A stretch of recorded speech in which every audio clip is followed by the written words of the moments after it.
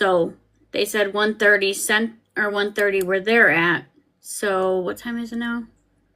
So maybe about half an hour-ish. But don't worry, we're going to stay here. Don't worry.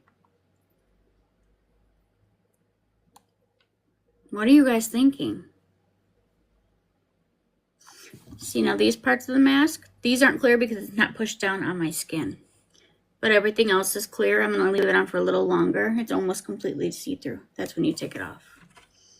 What do you guys think so far? I really like the fact that the jurors can ask the questions because it gives you insight as to where they're thinking. But asking if there was a doctor patched in to give up life-saving measures had me nervous. There's so many men because, well, in my opinion, because Lori got to vote on who would be in the jury as she's representing herself. They have to come to an agreement. It's my personal opinion that that's how she wanted it. She always has done better with men from everything that I have seen. She sometimes uses the fact that she's gorgeous.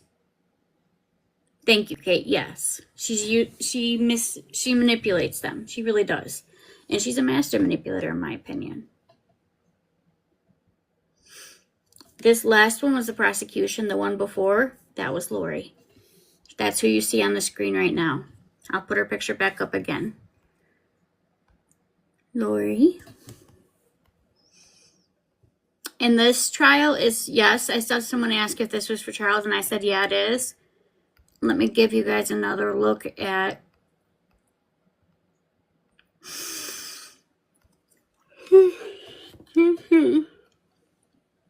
Charles and Lori. Oh, that wasn't it.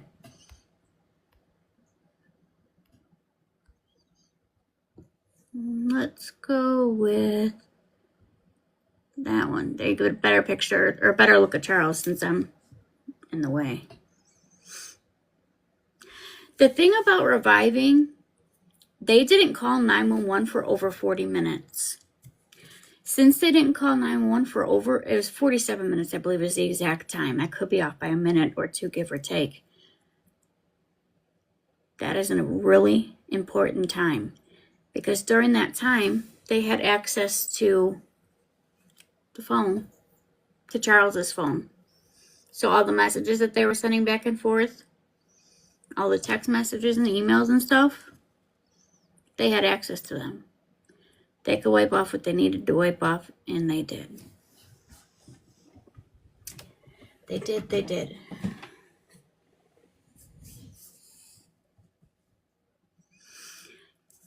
It's really sad. She's literally, in my opinion, like the Black Widow of all of this. Not only is her current husband, Chad Daybell's wife, Tammy, deceased, so is Charles, her 2 children.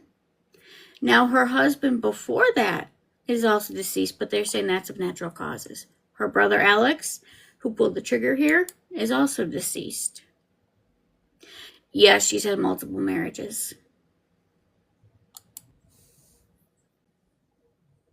I'm not saying there's anything bad about that at all. I'm just answering it like it is.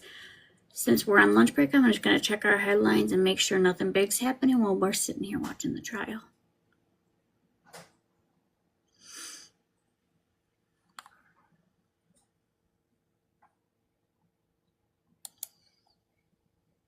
I think she is too. I really do.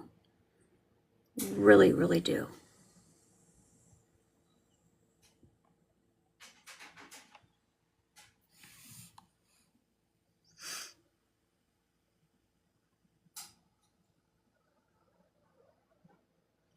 Thank you, Riz. How are you?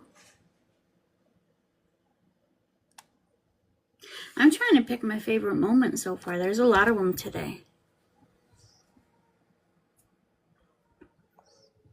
There's a lot of them. I think so far my favorite moment is when Lori was the one questioning and there's an objection, and she keeps talking, and he has to say, "Your next question, please." And she's like, "I got it, Your Honor." I'm surprised he let that slip. Let me pull up their exact ages for you. My memory is not as good as it used to be. I think Tylee was 17. Let me check.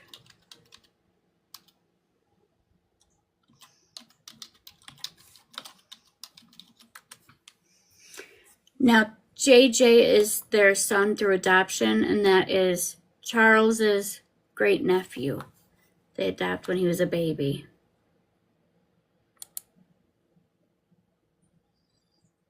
Oh, I'm sorry, Tylee was 16, not 17. That's why I said let me pull it up, because it's best to have it up. And JJ was 7. Now let's see, how old was Charles Vello? I believe 57. Watch me be way wrong on that one.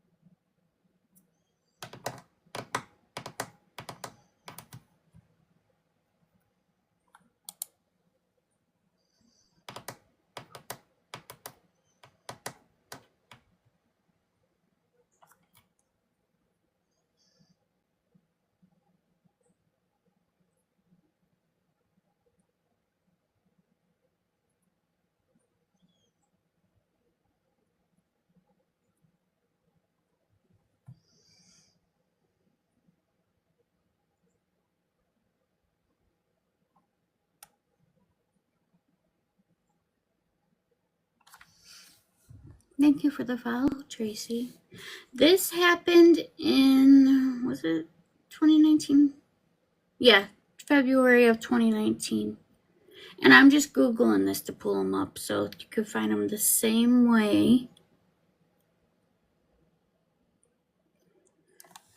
This one's not giving me his age. Let me find it and try the background one. Not that one.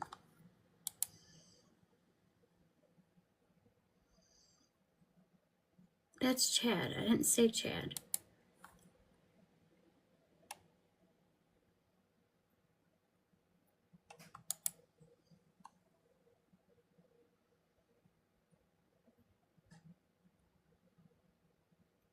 Are you typing to Lori?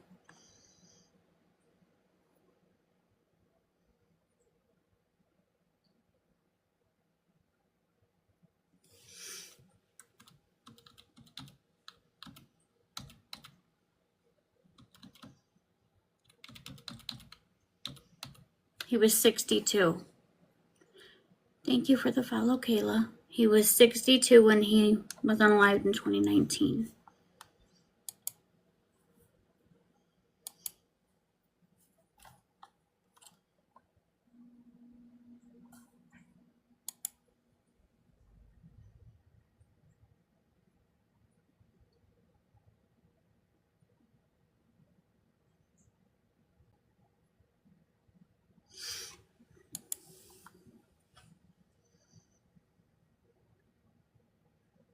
Just want to make sure that they're going to come back live. You never know. And they didn't. I want to go back to the beginning because when she snapped, that should not be allowed. If they're going to continue, something white on here. It's that part from that first face mask. The zombie mask. We're on our second face mask for the day, you guys.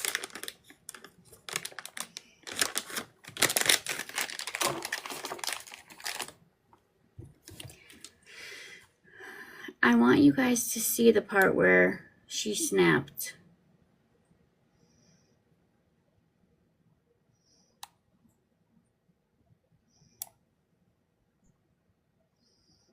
Not like Snap went crazy. Snap just got snippy with him.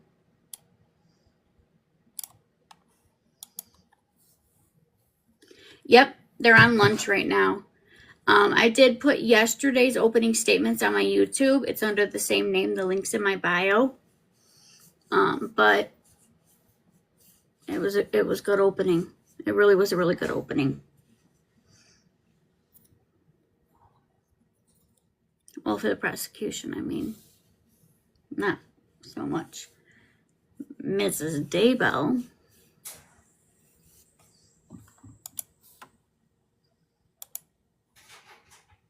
So you won't record, there'll be no media recording of that. If my staff could bring in juror 16. Are all the jurors here? I forgot that they had a jury that they had to, a juror to question.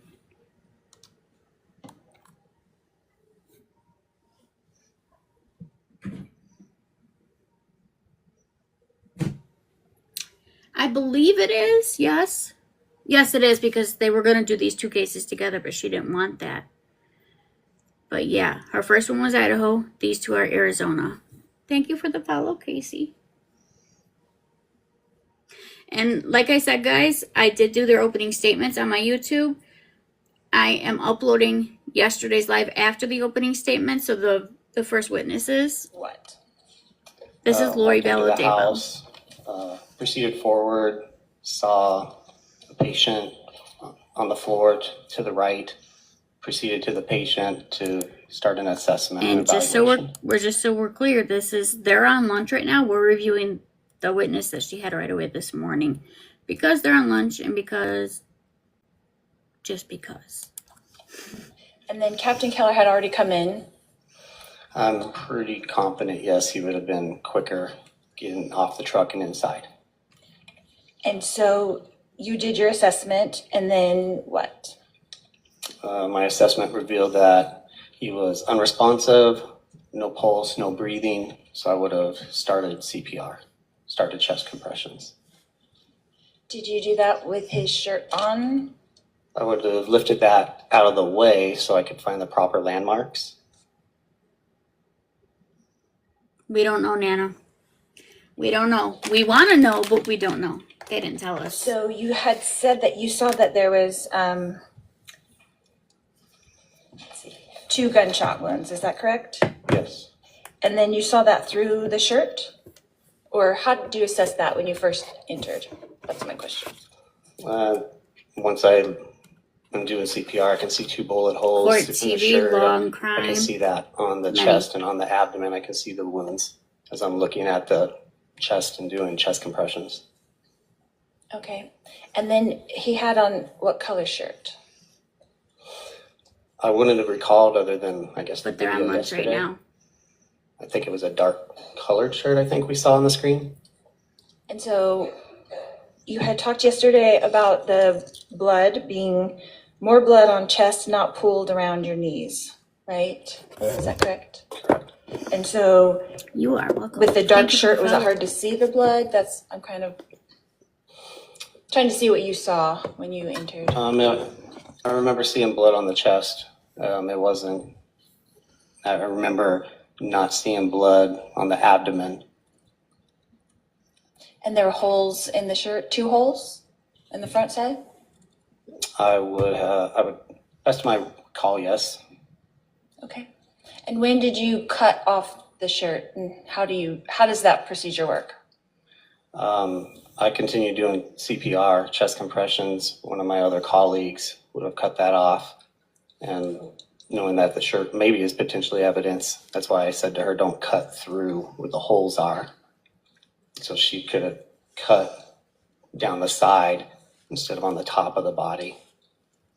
And do you use like a special scissors or something for that? Yeah, we have some trauma shears in our equipment. Okay. And who I'll be was putting that? up Was that today's live tonight as Phelps well. Or, I believe that was firefighter Kaczynski. okay. Chinsky, that's one I didn't have. So who all was sitting there with you that was on scene at that time? Firefighter Fife would have been there. Firefighter Kaczynski, the three Julie, of us, can you come kind of up like for we a saw minute? in the video or like the picture yesterday. Yes, all Lori three of us questioning. around the patient, while Captain Keller would. Julie, can you come up for a moment so I could use the restroom really quick while we're on this little break here? They are all at lunch, you guys, so we're reviewing her very first questioning of the day. They're on lunch. Was standing back a little bit, like you saw in the picture. This is the one. Okay. You said that you had been a CPR instructor for 12 years, is that correct? Yes. Okay. And was that for the last 12 years or 12 years ago? Approximate dates 2004 to 2016, let's say. Okay. And so have you taught people who have never done CPR before? Have I taught those? Yes. Right. And not just like people renewing their certification, but both? Correct. Okay. How many people would you say that you've taught that have never done CPR before? Never done CPR, and it's probably in the hundreds over that long of doing that. So you'd be familiar with how a first timer would react? Yeah, you try to forewarn them what to expect. Okay. So these first timers, they have to be taught the appropriate place to place their hands. Would that be fair? That is part of the course, yes. And so do you show them or do you just tell them in class where to put their hands? It's a video-based system through American Heart. There's a curriculum that we would have been following. Okay. So if you could only tell them, like over the phone, that might be difficult for them to know the correct placement of their hands if they've never done it before. I guess it depends on the instructions that the dispatcher gave. Nope, she's a self-educated lawyer. Ultimately, if I was telling somebody over the phone, you want to put your hands on their chest, on the lower part Meaning of the she's chest. not a lawyer. It's that kind of simple, so to speak. Okay. But without the video, if you were teaching a class and you didn't have the video, it might be difficult, right? For a bunch of first timers? Objection, speculation. Overruled. You can answer. Is me answer? Oh, okay. Sorry. Can you repeat the question then? Yeah, so it might be difficult. If you didn't have the video, it might be difficult, you know, for a bunch of first timers to know exactly what to do if you just had to tell them middle of the chest. Lower chest. I mean, you could obviously show on a person. You could show on yourself. If you couldn't show them and you could only tell them, could it be difficult? I suppose it's possible depending on the person. Okay, that's fair. So do you think that your CPR class would be fairly successful if you had no visuals? Objection, relevance, speculation. Yep. Next question. I got it, Your Honor. That is the moment. I got it, Your Honor. Now keep in mind, yesterday when prosecutor were giving opening statements and she was slamming her notebook down, that again should not be allowed. And he should have held her in contempt, at the very least said something to her, but he's letting her, yes, he's letting her get the moments. That's why we call her Laren. She's our true crime Lori. So her nickname is Laren.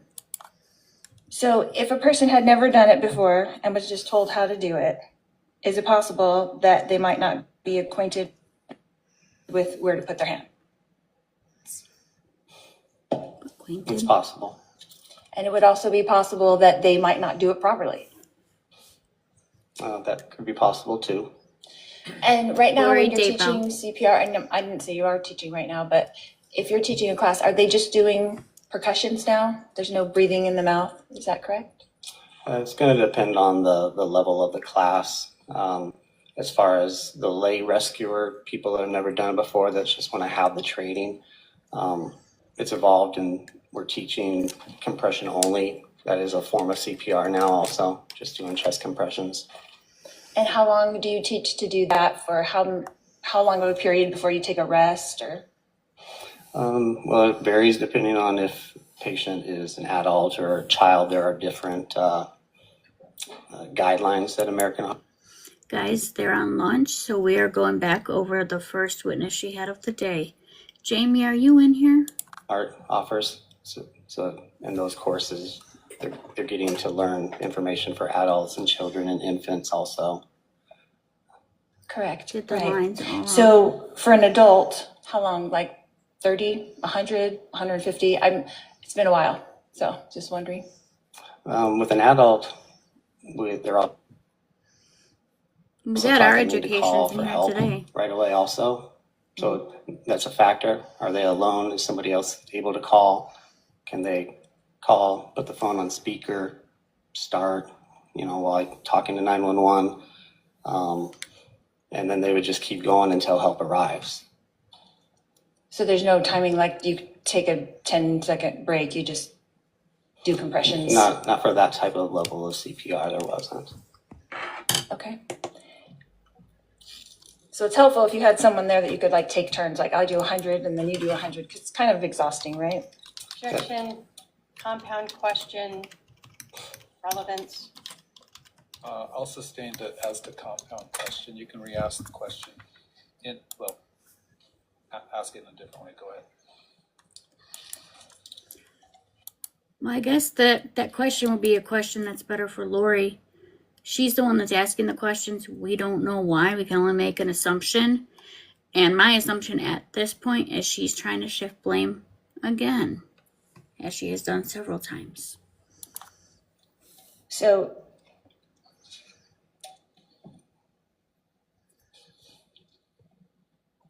how long did you administer the CPR before you did the flip over? How long do you think that was? Before we rolled him to look at the back, is that what Correct. Yes, that's correct. I would estimate maybe up to a minute. Okay. And then were you counting compression? Is that what you were doing during that time, or do you not count? You just do it for a certain amount of time? I don't recall if I was counting. I mean, I was doing the chest compressions while waiting for the rest of the team to arrive and for us to continue assessing, see if we were going to continue to work the patient and utilize more equipment. And there were 3 of you there? 4 total, but 3 by the patient. Okay. And then you could It's take in her turns, brain. right? Like trade off if you needed to? If we needed to, yes. So that'd be a lot easier than when you're just there by yourself. Would you agree? Yes. Okay. And do you know how long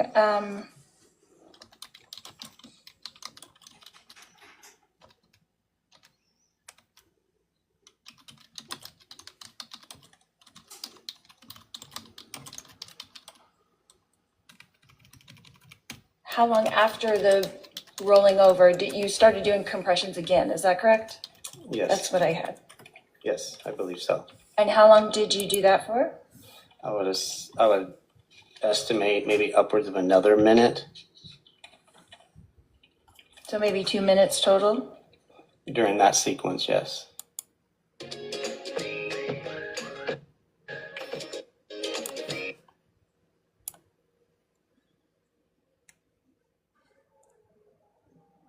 I agree with you, Susan. There would be scene times, date, time, address, patient information, name, address, maybe medical history, things that we, a narrative of what we discovered, doesn't what work. we've Thank you done, for trying, no treatments that catnap. we've done. The heart rhythm from the monitor gets attached to it. And she still calls him her husband when she's married to somebody else. So that would all be in Captain Keller's report? Correct. And you did take a look at that in preparation for today? Yes.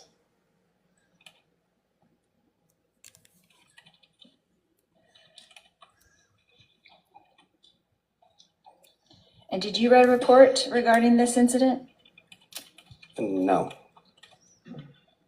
You don't have to It's document okay. anything? Thank you for trying. just one person documents the call.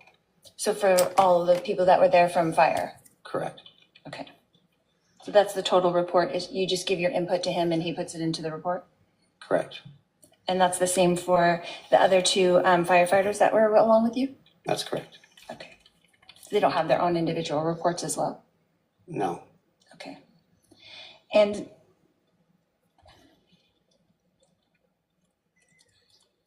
what time were you dismissed from the scene?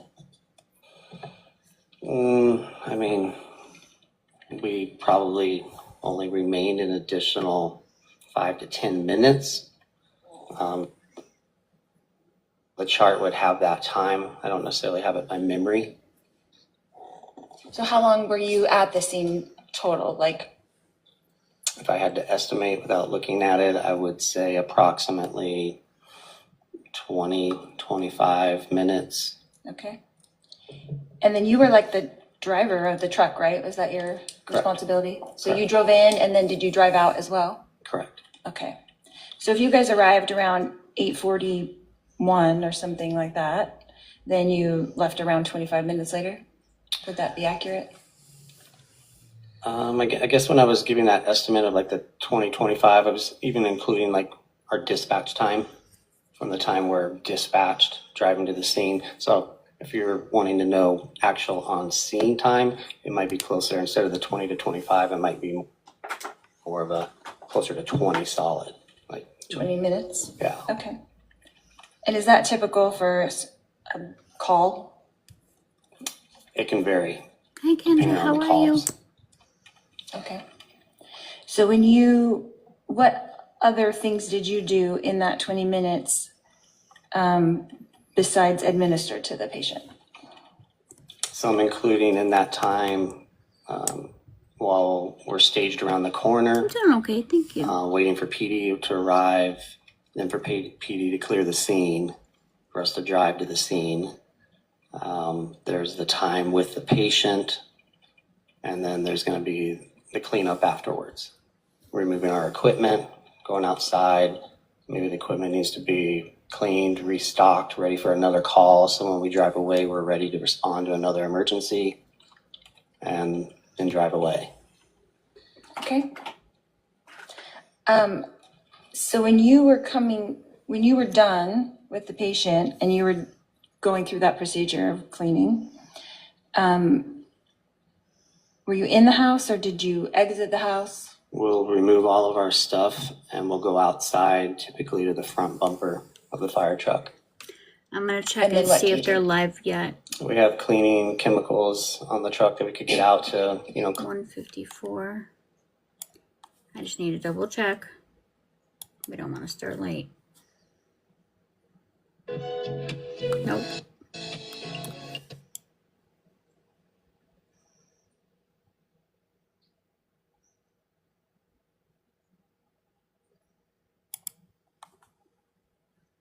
Yep, they're at lunch still. I was just checking.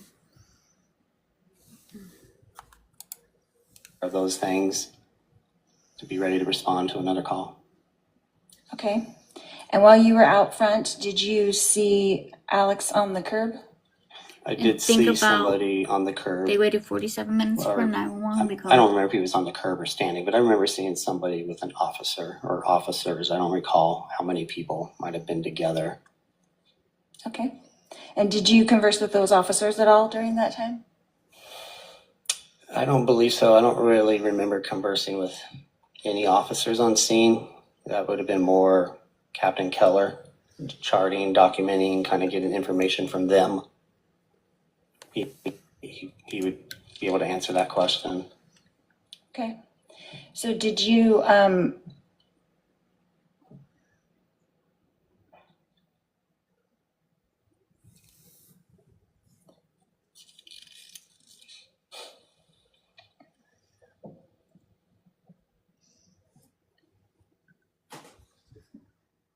was not sure, Kathy. anybody in firefighting on your team, the four of you that were there, was anyone you, asked Sandra. to take a look at Alex? We were not.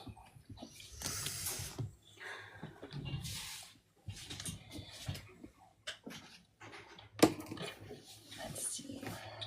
Have you spoken to the media about this case? I don't object. Relevance? What's the relevance? What is the relevance, Your Honor? Yeah. Just to know how many times he's given testimony? Your Honor, I'm Right. going I'm gonna to, maybe we can hold on. sidebar. Yeah, I don't wanna, all right, let's go on sidebar.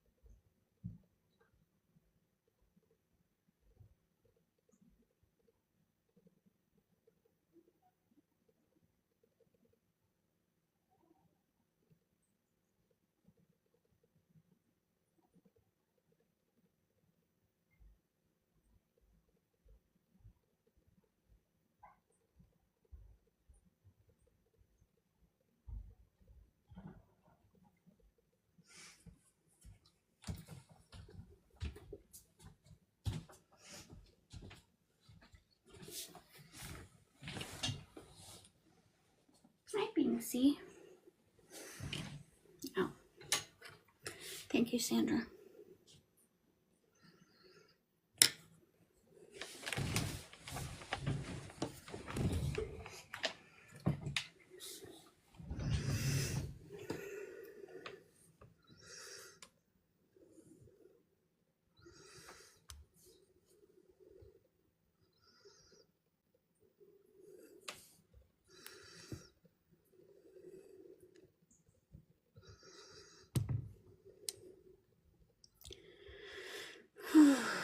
Now I gotta figure the setting out again.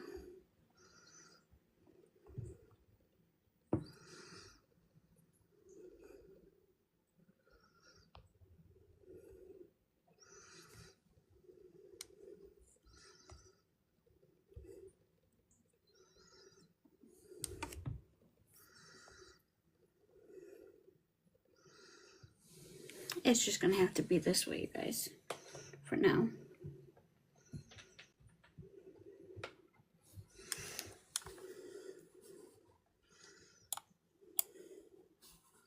Is there anybody that's watching the inside of the courtroom?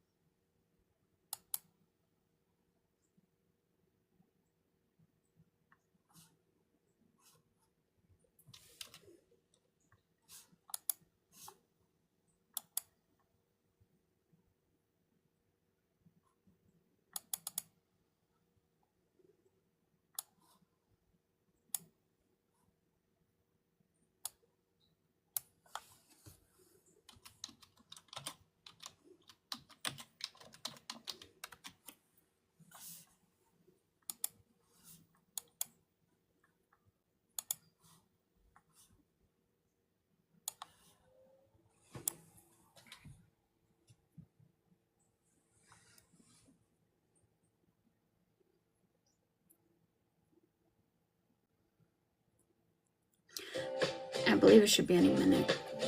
They said 1:30.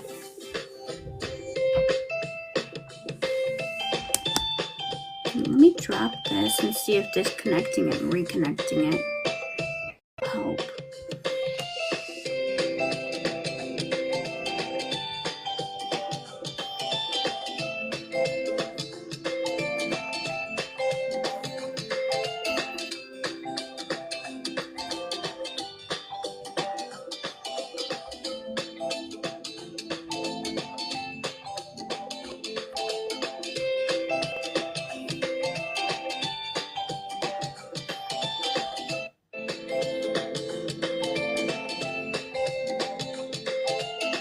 Let's see if that did it.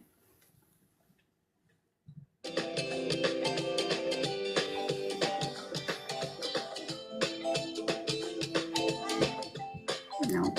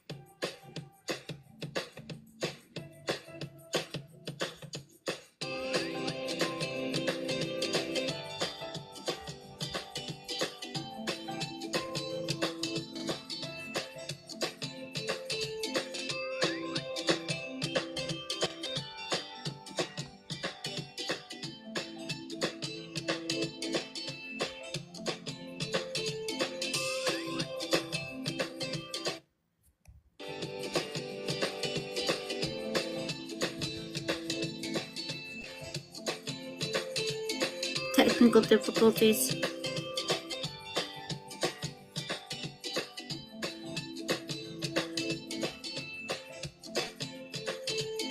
They're on lunch, but I'm just trying to fix the setting or the layout.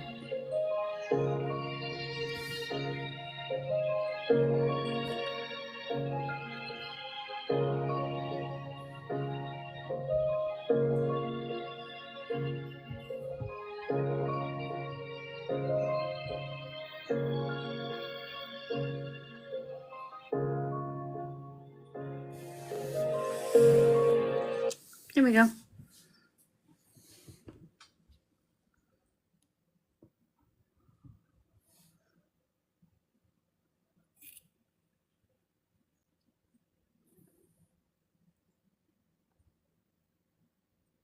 See, I don't know why it keeps doing that.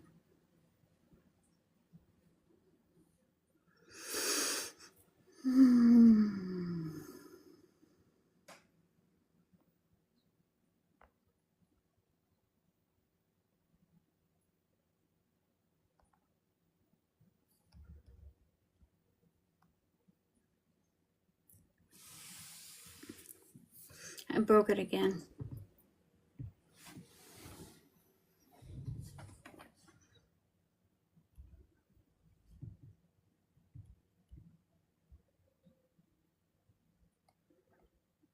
I believe so. I believe she's in a back cell, yeah. Can't say 100% though.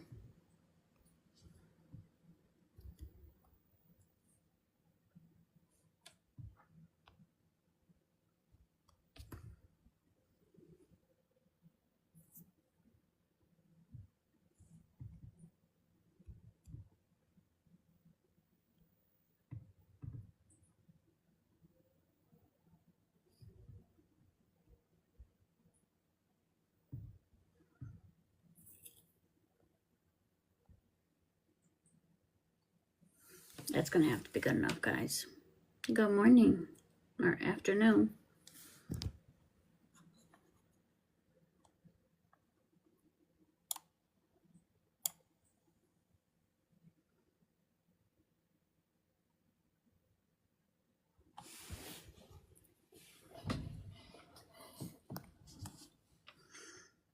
I have so many questions. The way that she goes from speaking after the prosecutor does her questioning, you can't help but wonder, does she feel a little less than, you know? I can't help but wonder that. Hold on, let me go back to the big screen. Look, after the frownies. Hold on.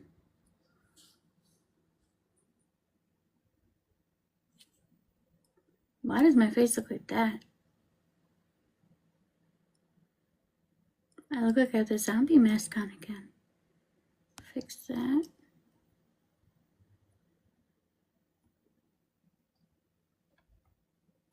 It's not letting me do it right. But it's just these two expression lines. They got the line, the indentation got pulled forward with the frownies. I want to use a frowny all day long now.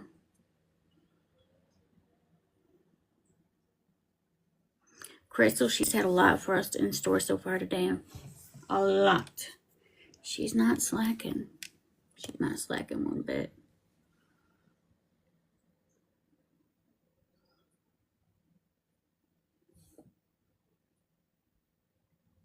And since they're due back, I believe, around this time, I don't want to pull up anything else for us to watch. In the meantime, I'm going to give it like 10 minutes. And if they're not back, then maybe we can.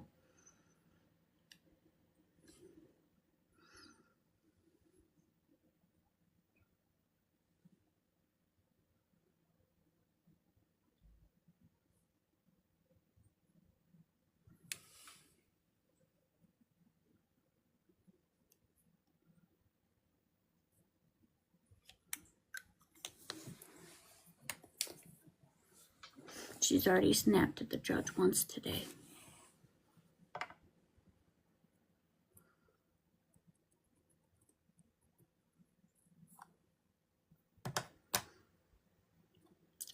Where did my husband go? Not you now. I said daddy. Where did daddy go?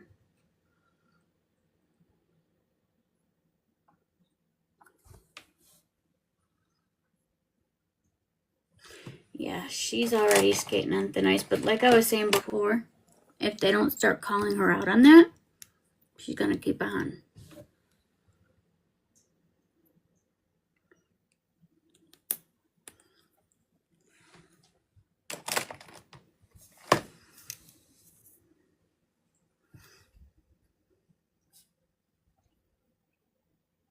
Sweet cheese and crackers.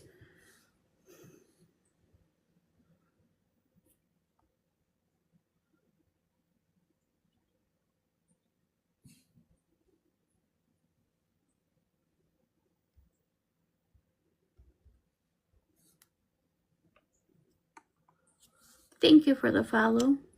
Please stand by for technical difficulties while we're just sitting here waiting for them to come back.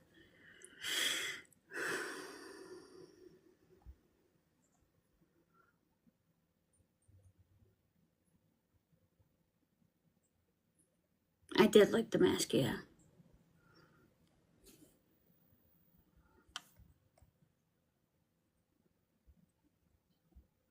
I'm tempted to try another one.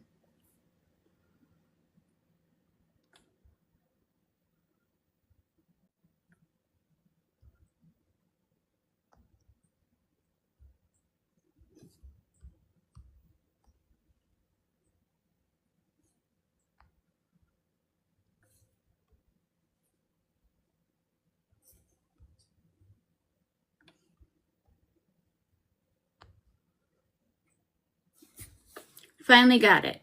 Took me long enough. This is getting on my nerves.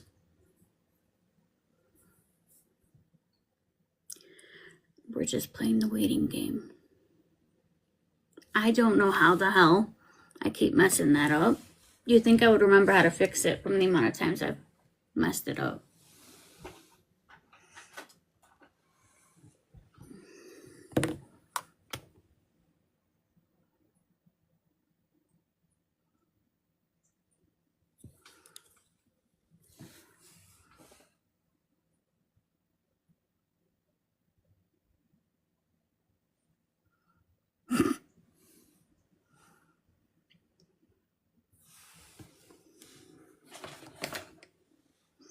If you can't laugh at yourself.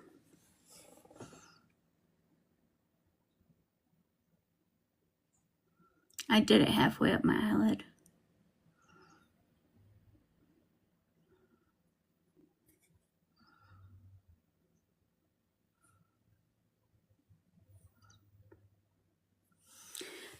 Jamie, was it you that sent me the clip for the funny? It happened again. I'm broken. I can't do it.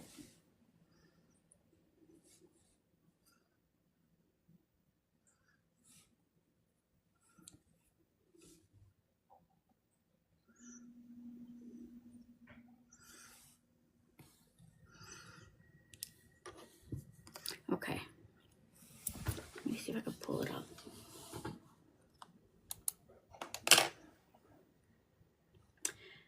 I could use a funny right now.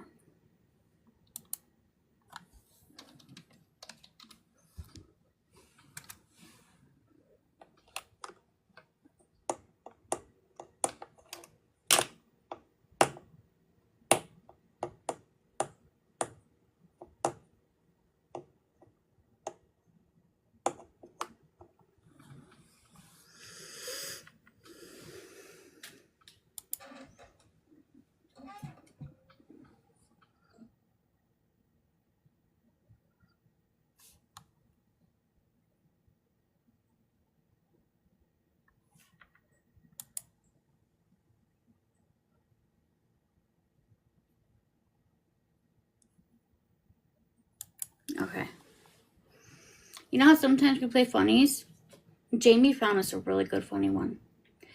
Hi, Halsey. Welcome back in.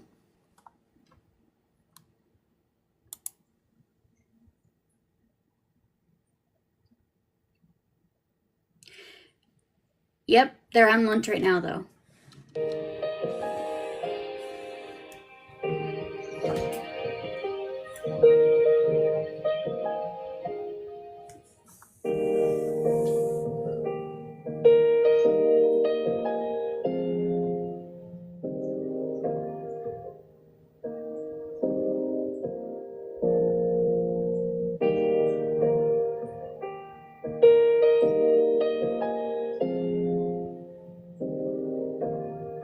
What the hell did I walk into?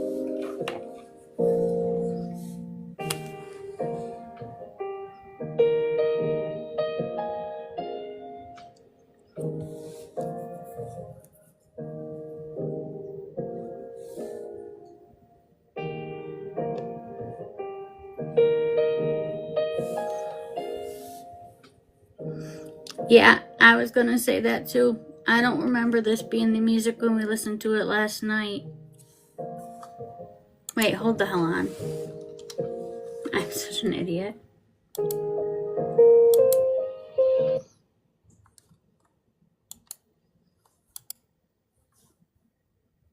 It was the court TV audio that was overriding this audio.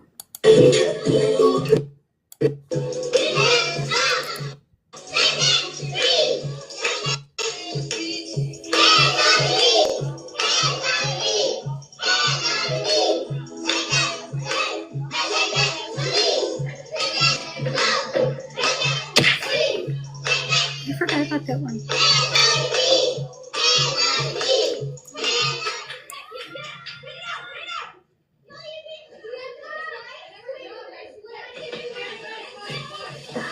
Hercules, Hercules.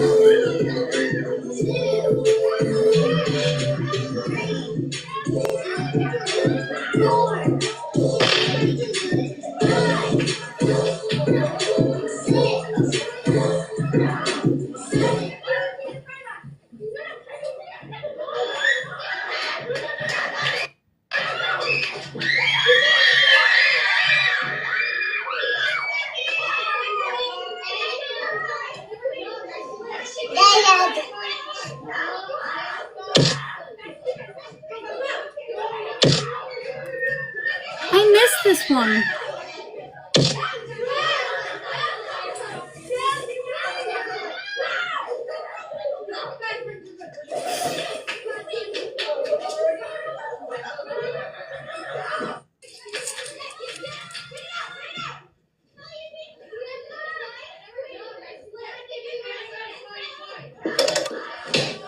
If you're hiring future babysitters, beware.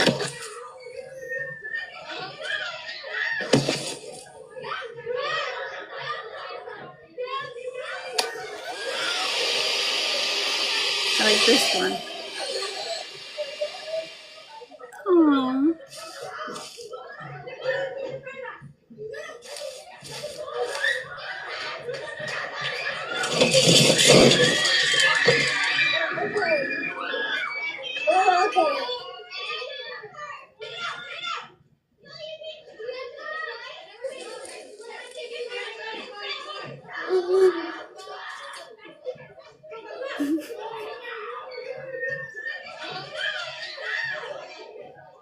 That looks like an alien. Wait, don't eat The one from Unalive Squad. I don't eat noodles. I'm a grown man.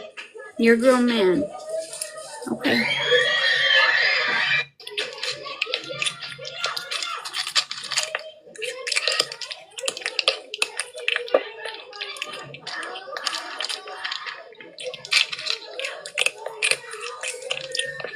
He doesn't want to eat his vegetables.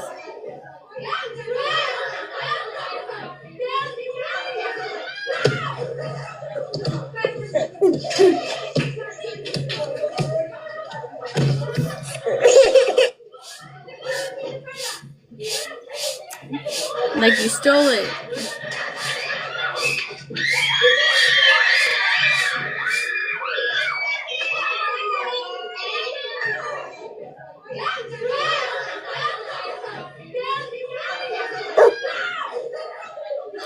They're still on lunch.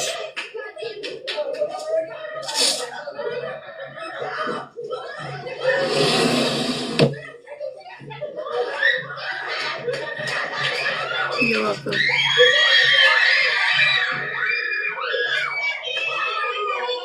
How did they? Okay, so I don't go to clubs anymore, and it's not why you.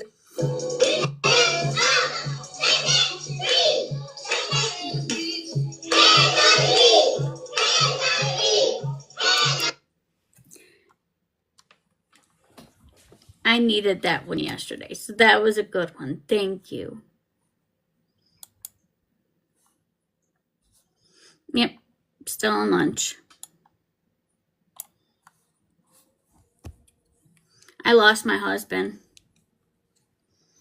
Guys,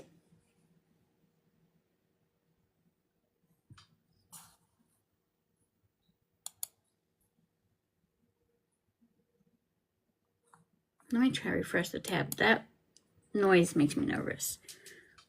Sounded like we were picking up somebody else's transmission or some. I don't even know.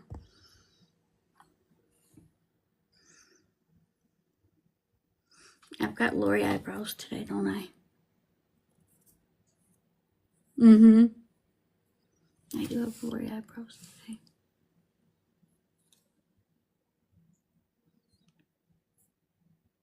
Yeah, I do.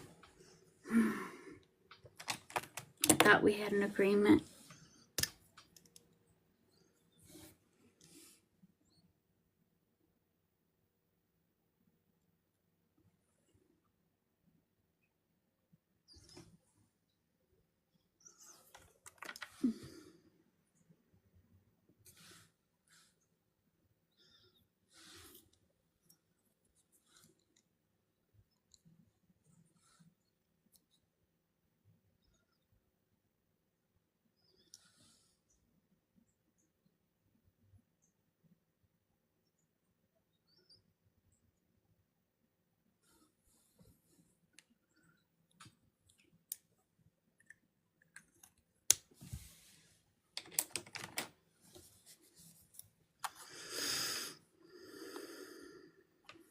Making us wait. We've got things to do.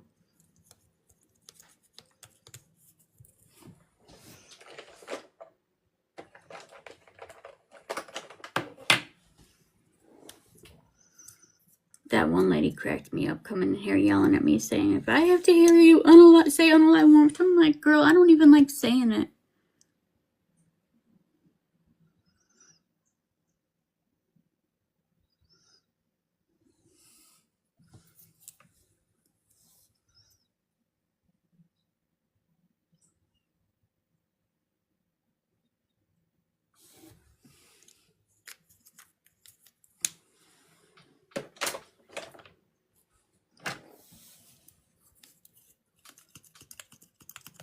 Okay, this is taking too long. I'm going to check the headlines while we're just sitting here.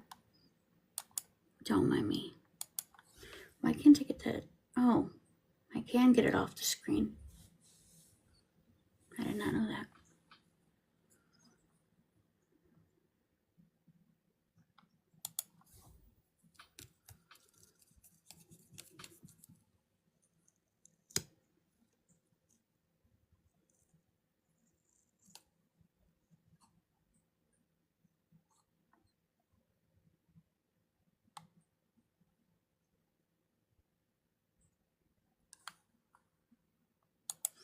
Oh yeah, this is a good one for us to check out.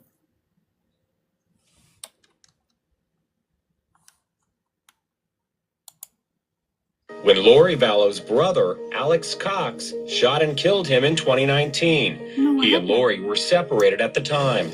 How did it get to this? I don't know, he was enraged. He came at me with the bat again after he'd already hit me in the head, so I shot him to stop him. 13 years earlier, Charles had married Lori in Las Vegas.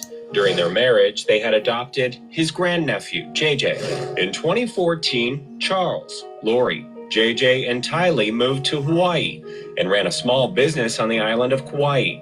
2 years later, in 2016, they moved to Arizona. But by 2019, the relationship had taken a turn, and so had Lori's beliefs. She's had kind of a break for me already. She says, I'm Nick Snyder. I've taken over Charles's body. Seeing the way Charles looks in this video, again, compared to the officer, it's chilling how much they look alike. And Charles will get killed. I'm going to kill you. You're going to murder today or tomorrow. No, JJ's not their biological son. They adopted him at when he was a baby. He's their great nephew. I've got a 6-year-old with special needs. I've tried to support as much as I could, but it's gotten really, really bad. Charles' efforts to help didn't make a difference. 2 years after he was killed, a grand jury in Arizona indicted Lori for conspiring to commit his murder. There was not a kinder person with more integrity out there than Charles. Charles was a man of his word. Yep. He had integrity. Family and friends say Charles always took care of everyone else around him. He was a loving father and someone who loved life to the fullest. Charles Vallow is so important to keep the victim at the forefront of any of these trials that we cover. 100%. Still with us for the hour, criminal defense attorneys Jack Rice, Josh Schiffer. All right, gentlemen, let's talk about Charles Vallow and what you might expect from Lori Daybell when she comes up to do her closing. Do you think that the attorneys that are on standby to help her with the process, logistics, do you think she's worked with them on her opening, Josh? If they did, they must not have worked very hard. Worked with is a tricky kind of concept there. So remember, when these lawyers are working inside the secure facility where Lori's living, there may be a room where they actually get to sit next to each other, but most of the time it's between a glass wall.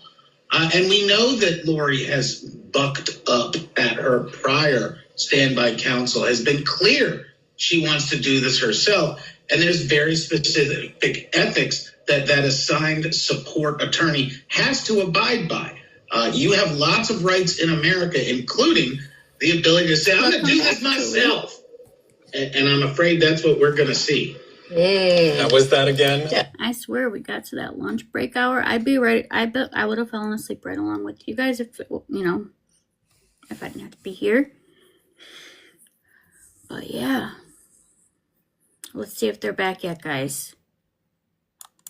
Juror number 4, did they give a reason?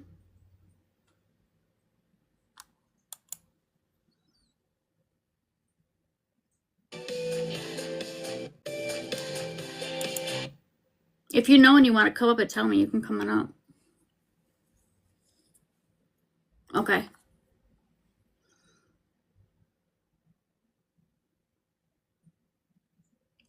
I keep doing the stupid expression lines. I'm tempted to put that frowny right the hell back on so I can't keep raising my eyebrows.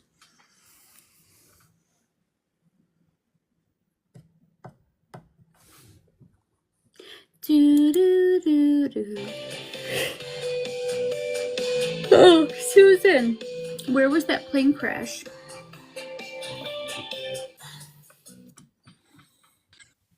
Hi, Jamie. Hi. What do So you I'm got for us? just I'm looking at Nate Eaton's X account right now. Okay. And so he's in the courtroom every day. So he like breaks it down. So this was like from 3 hours ago. They did have a sidebar with it says the ask on the sidebar, juror number 4 is excused. We have 2 alternates remaining because yesterday they had 3. And then they said juror 16 was brought in for individual questioning. There will be no media recording of the questioning. Yeah, we saw that. So, but then the people who were in the courtroom, obviously he's in the courtroom, so he heard it. He said he told the court staff that he may have seen a video related to the case on YouTube in the past. The judge asked if he had any specific memories of being shown the video or what was in the video. He didn't do any research on the video and was shown it from a friend on YouTube. That's all he remembers. He said that from yesterday when the video was shown in court, the juror at the time was reminded of the video. So that's why he had to come forth and tell them. So it was one of the evidence things that he saw. But it doesn't say if they excused juror number 16 or not. So that's to be continued, I guess. Did he post anything about the juror that had their cell phone out yesterday? No? Yes, he did a video last night talking about that, and he said that one of the jurors' phones was on like the wood bar in front of where the jurors sit, and it was vibrating, hitting that. So he said that that's all it was, but he said the judge basically just told them that they needed to put their phones away. So it wasn't a problem. Yeah, so it wasn't, it didn't seem like it was a big issue. So, but he'll go on again tonight and do the same thing. He'll do a review of the day or whatever. So I get so tired by the time we're done. I stayed up till 1 o'clock in the morning trying to download yesterday's live to my phone. So that way I could then put it on YouTube so that anyone that missed yesterday's live could go see it. I was already not clearly thinking straight because I didn't think to chop in half to make half the time be gone. So this morning I got the opening statements up after I went back in and chopped it up. Yeah. Again, I wasn't thinking clearly. And I just need to message you in the middle of the night and be like, are you up? Because I went to bed and then I woke up at like 1 and I didn't get back to sleep till like 3:30. I think it was one the last time I looked at what time it was when I had my phone in my hand trying to press the button, but it was still downloading. Yep. But yeah, I don't know why in the hell I didn't think of chopping it in half. I would have changed all that time. Michelle, it was a Monday yesterday. Hello. It still is, if you ask me. 100% still is. It's Monday all week until it's it's probably true that. Like this is a long lunch break. Yeah. Well, I'm wondering because it seems to people are always running behind. Like yesterday, they were running behind because Lori's team wasn't ready. They were running behind. So, anyways, I keep trying to check in on his page here because he'll just drop little nuggets here or there to make sense of something for everybody. You know, if they're. Am I the only one that doesn't use X or whatever? Oh. It says, FYI, the juror who was dismissed today was one of the 3 women on the jury. 2 women remain in the group.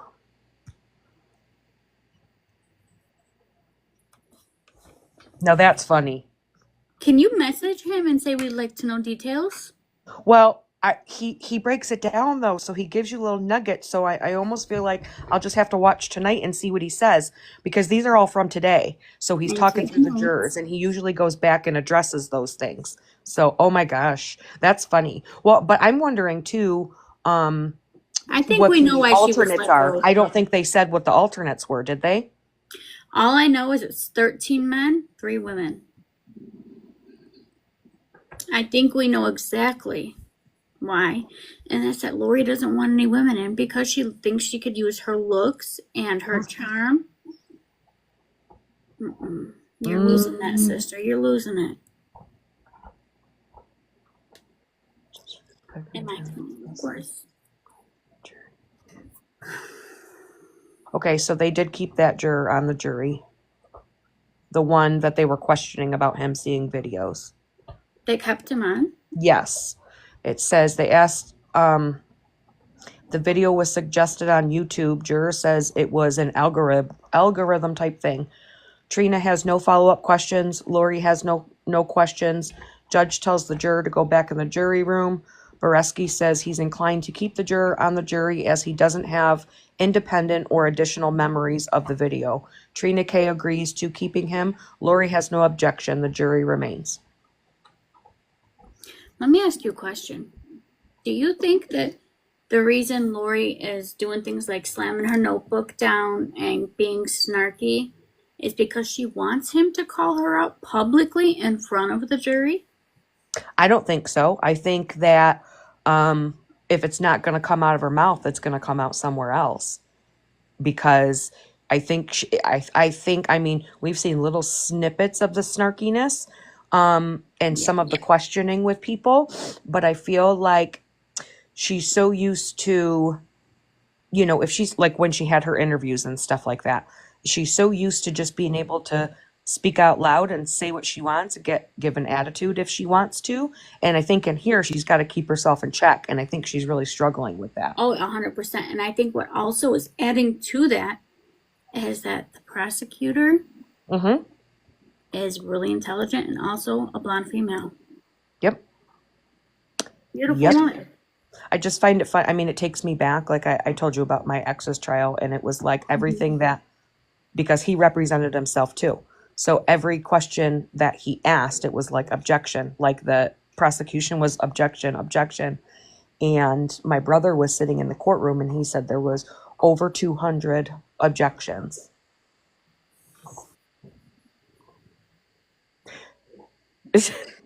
I can't make this stuff up. I can't. So it just makes me laugh because I feel like I can relate to like seeing her shut down like that. We're not hearing her object. No, she's not objecting. But when the prosecutor used hearsay, if she would have had a lawyer, then they would have objected. Yep. Her loss. Yep. It's very interesting. I mean, this isn't even a federal trial. My ex's was a federal trial. Oh gosh. Yeah. That's what makes it worse. Oh man. Yeah. Well, it's no wonder they found him guilty in 14 minutes. That's got to be a record. I feel like it's got to be some kind of record. It has to be. Insanity. I didn't even barely get to go to the bathroom before they got called back in the courtroom. You're watching it live? Because they haven't gone back in. Who's watching it live? I am. They've not gone back in. I was asking if you were watching it live too. Oh, no. No, I'm just watching with you. Do I have Lori eyebrows? You do not. Earlier, it takes a special kind of jailhouse talent to get those eyebrows. You know it. Yes. But you notice like they were big, dark, whatever. But I feel like maybe she was trying to avoid her frown lines because she knew she was going to go on there and raise a holy ruckus. when she did that interview that maybe that's why she did it. Dramatics. But the whole thing, though, is they were bad. Oh, I know. When I sent you that picture this morning, I told you also I don't have my eyebrows on. But hers looked like a tattoo. It did not look like we do our. No, it looked like it was like a fading tattoo. Yeah, well, they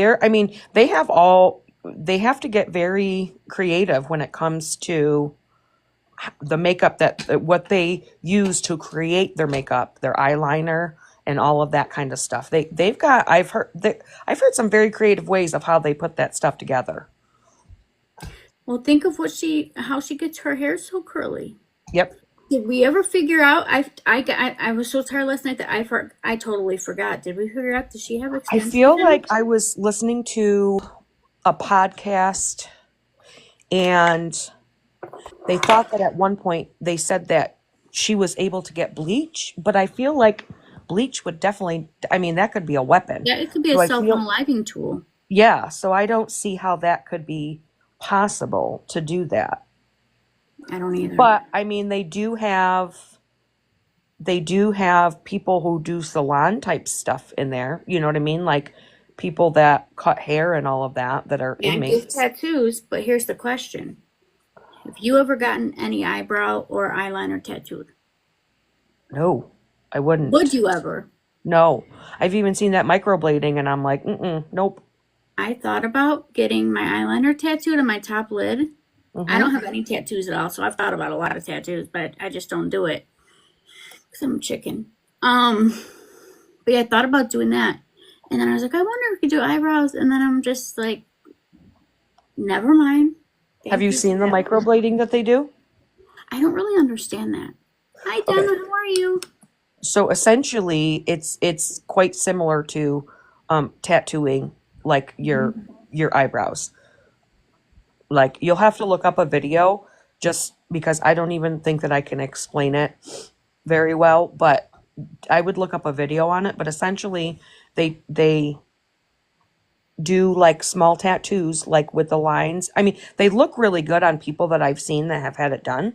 But it is things like at some point you will have to have some touch-ups on it, but I don't think it's often at all.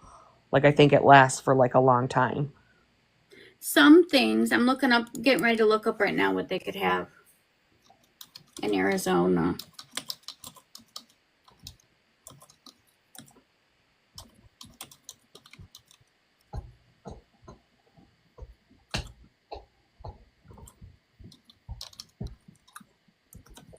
Lori, was the eyeliner tattoo more painful than your other tattoos? I guess it depends on where your other tattoos are. I'm scared to get a tattoo, but there's so many I want to get. So many. I'm planning a sleeve and but I can't tell my mom.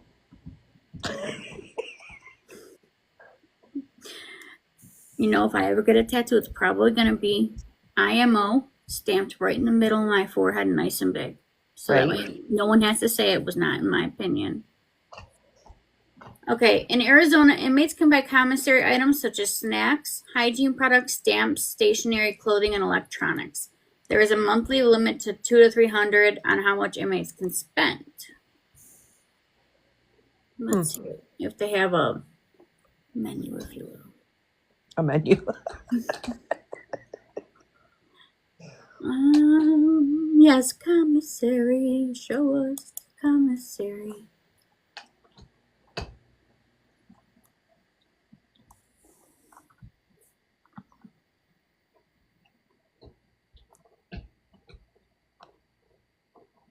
Okay, here's the items. Okay. Food is cookies, pastries, candy, tuna, and mackerel. Coffee and tea, soft drinks, energy drinks, pizzas, hamburgers, chicken. Okay, why does... Regina said she thinks they're back. Oh, thank you. Thank you, Regina. All right, drop it down. Progressed, I would attend advanced sniper trainings so that I could enhance my skill set. And eventually, after having been on as a sniper for a while, I attended a 40-hour sniper instructor course. Who is that with? That was with the American Sniper Association. As a trainer for snipers, what did that entail? Why is it so dark? The It screen. entailed having to have a good working knowledge of the actual job, the ballistics that the rifles need to perform, knowing how to train new snipers, knowing how to keep snipers that have achieved certification, to keep their skill sets up, and to keep meeting the mandates of what would be expected of a police sniper. Did you ever become a shooting reconstruction expert? I did. Can you tell us what does that mean? It means that I attended a course, it was a 40-hour course, where it was completely hands-on. There was classroom, a lot of hands-on with you not only see the results of different impacts and things like that, but you watch it happen, and then in some cases you actually get to make it happen. He's a witness. And then after that, you, as a class, you work together, putting things back together. And at the end of the 40 weeks, there is a test that you have to pass to get certification. You said 40 weeks? Or sorry, 40 hours, sorry.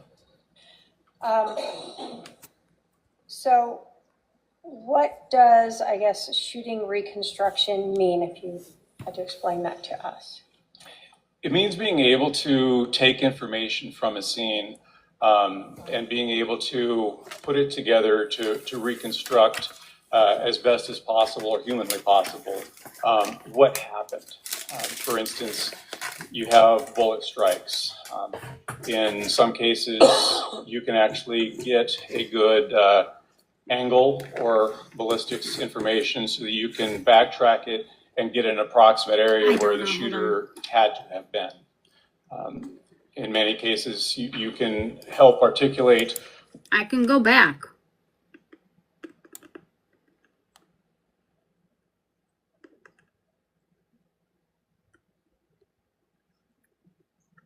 We only missed 3 minutes.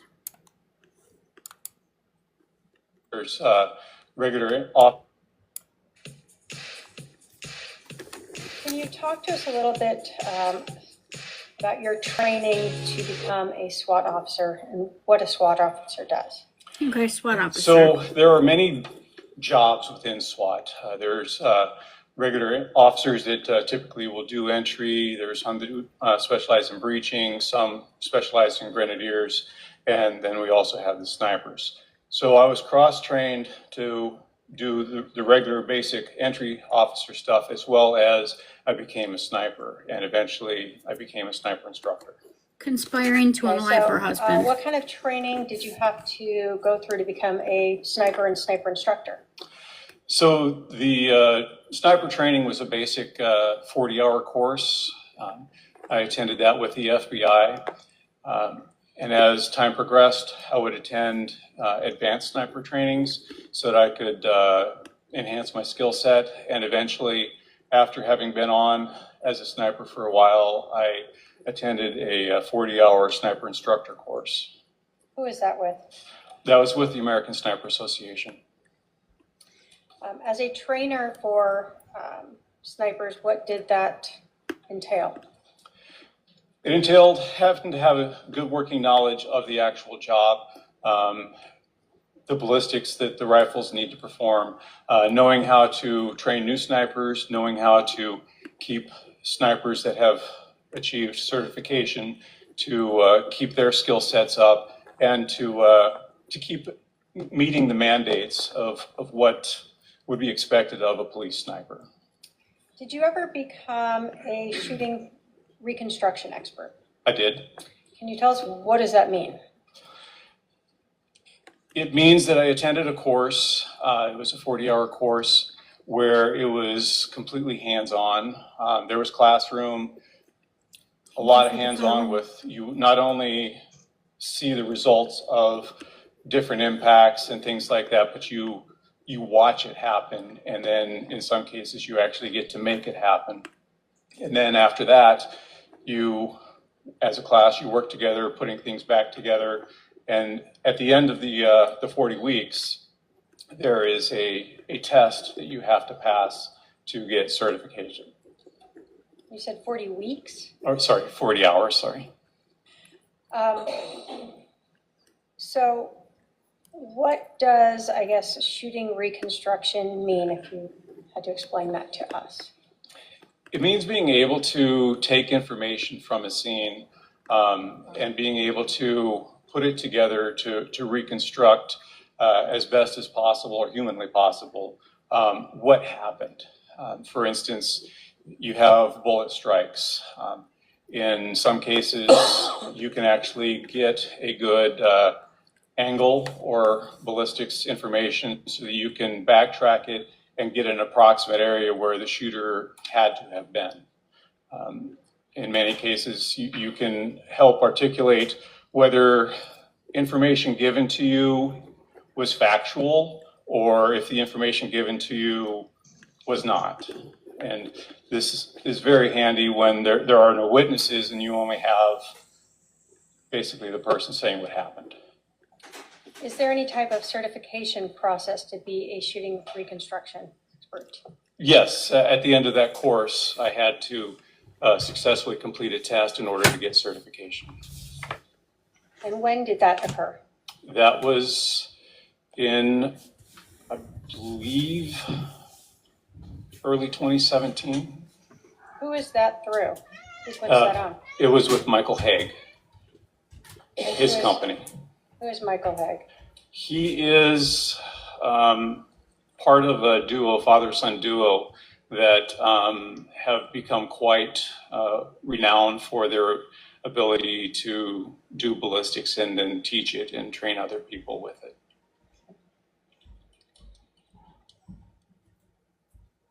And have you utilized those skills that you learned in that shooting reconstruction course as a detective since then? Yes, many times. I assume you passed the certification test? I did.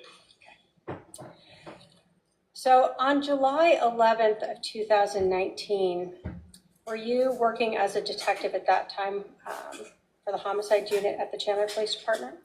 Yes, I was. During the weekdays, what were your, I guess, work hours normally? My normal work hours were Monday through Thursday, about 7 to 5. When you are working as a detective, we've heard a patrol is out driving around. What are you guys doing? Well, we carry a caseload. So many times we are working on the cases that we've taken previous days or weeks ahead of time. We're trying to come to a conclusion for those particular cases. But many times we also will have our radios on, just kind of listening to what's going on. So are you at your office is at the main police station? Correct. On July 11th of 2019, did you hear some police radio traffic of a shooting at 5531 South Fork Peaks Place? Yes, I did. Did you respond to the scene?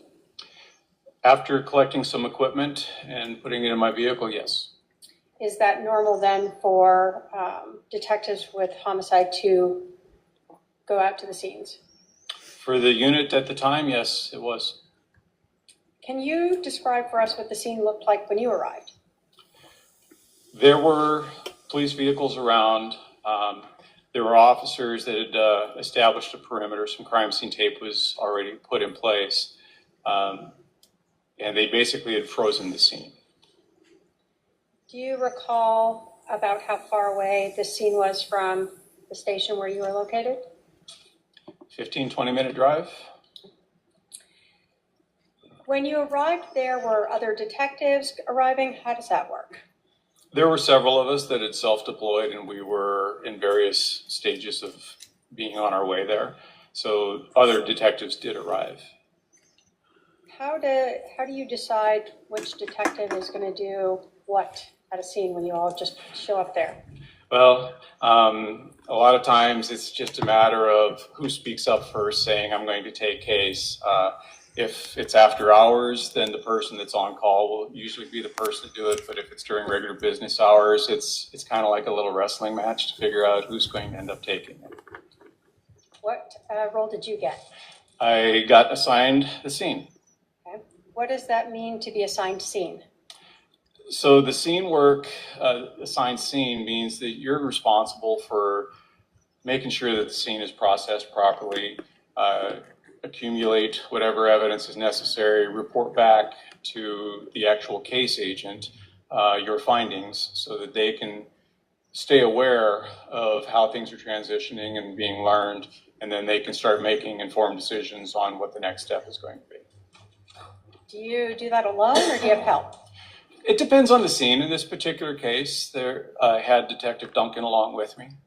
And does Chandler Police Department have any like crime scene specialists or people that come up to help as well? Yes, when I left the crime scene officer program, they had actually started a civilian program so that they could free up the officer's responsibility. So Chandler has several crime scene techs that will respond out when called. And was someone called out to that scene? Yes. Do you sort of, as the scene agent, help, I guess, tell them what to do? Are you the person who's overseeing the whole thing? It's more of a collaborative effort. We do provide direction on things that we're specifically interested in, but I've worked with them for many years, so it's pretty easy for us to just understand some of the basics that have to be done, such as overall photographs. Before we even think about manipulating anything or marking anything, we want to try to capture the scene as it was that we walked into it. As the scene agent, did you create a diagram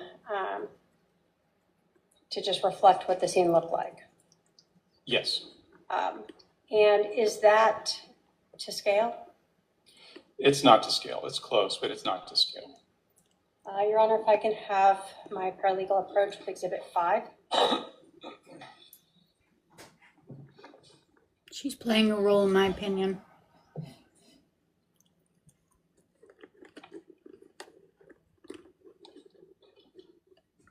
And I think there's a second page in there. It is behind, but it's not exposed to the back. Yes. And is that the sketch and then the second page measurements of that diagram that you made? Yes. Wait, that's the prosecution. Your Honor, the state will move to admit Exhibit 5. Any objection? You thought it was Lori too? If it's not to scale, I don't know how it will be helpful, but no objection. All right, Exhibit 5 is admitted. And if I I thought it was Lori for a minute there too.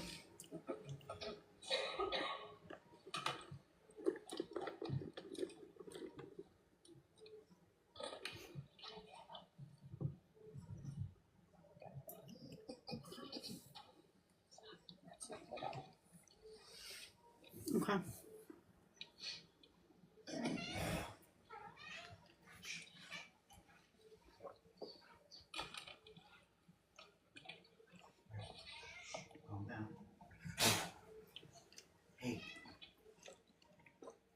No cat fights.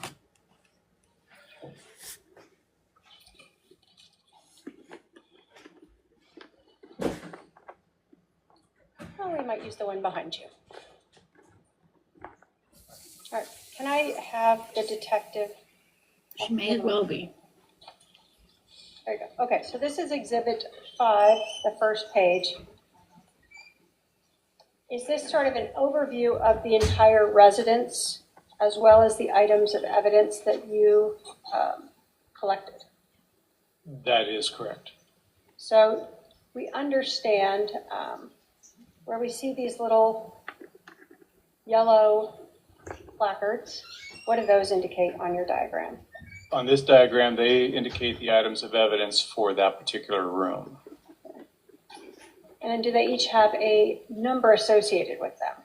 Yes. And is the second page of your diagram a reflection of what each of those numbers refers to? Yes, it is. We see in this A, B, and distances. What is that? So the reference points, for this particular purpose, we did a triangulation method. So we take measurements from 2 known points in that room, and then we measure out to the item of interest. And then that was how we get a point A and a point B measurement. All right, so at the first page here, that's the actual diagram. What is the reference points that you are using to make these distance measurements? So the reference points are not depicted on this diagram, but in this particular room, if you look at the wall where items number 2 and 12 are, the upper or the left upper corner is B, and if you go straight down towards the kitchen area, that along that wall, that corner is A. Okay. So when we see a reference measurement from A of 21 feet to the bat, we're talking 21 feet this way would be where the bat was? No, you're talking 21 feet from that corner, straight line to the bat. Okay. So whatever the closest measurement or closest way to get there would be? Correct. So the bat, it would be something like that? Correct. Okay. And then when we see reference point B for the bat, then you're talking from this point to the bat? Correct. Okay, just so we understand that.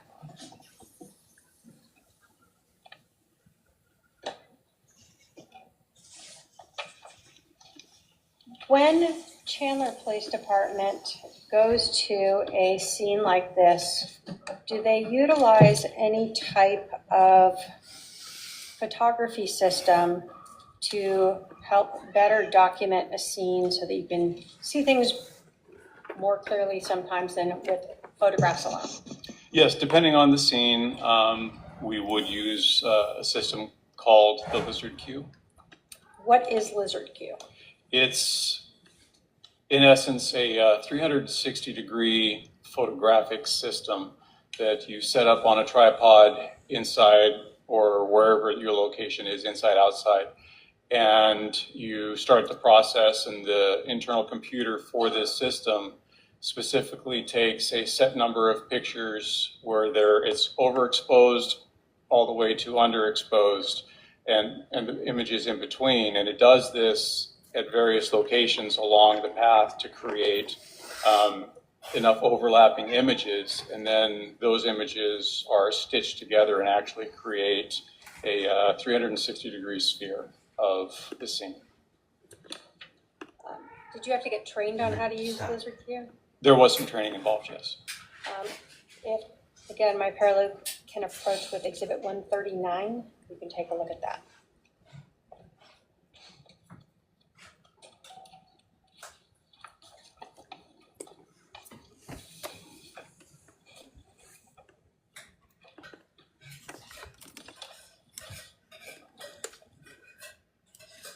Okay. You recognize a thumb drive that is in Exhibit 139. Yes. What is on that thumb drive? On this thumb drive will be the Lizard Q spheres. And is there a reader on there so that you can actually view it? Correct. There's a piece of paper in there as well. What is that? The piece of paper is a set of instructions on how to use the Lizard Q viewer so that you can view the spheres. And did you initial the thumb drive to indicate that you had viewed it and you recognize that as the Lizard Q that you created on July 11th of 2019? I have. Or did you actually create that? I created the thumb drive. And that's your thumb drive that you put it onto? Yes. All right. State will move to admit Exhibit 139. Any objection? No objection, Your Honor. 139 submitted.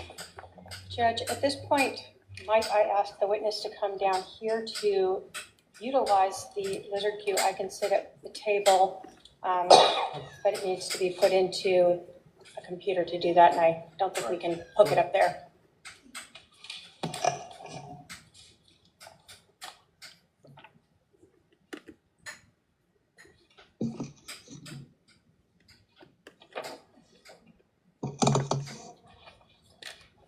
So if you can insert that laptop here. Thank you.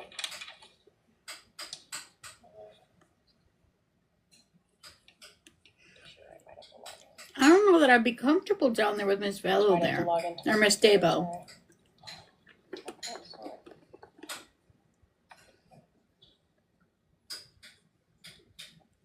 Then again, she does have the shock belt on.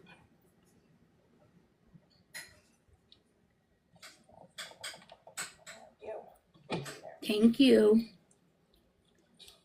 Mm-hmm. Can you talk us through, so you've opened the thumb drive to where that's at. How do you get to viewing this program? So first, you'll have to double click on Hold on, one sec, I'm sorry, we're waiting for it to. Yes, the USB is in that laptop up there on the podium. There, yeah. So first you need to double click on the lizardqviewer.exe so it can open it up. They currently have Miss Daybell's microphone off because we can't hear her asking questions. And then it's going to ask you where to look for the spheres.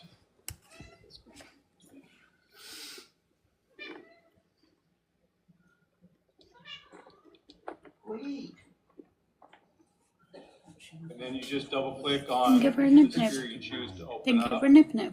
and it will open it up for you. Can you make that larger? We just where to respond. Got it.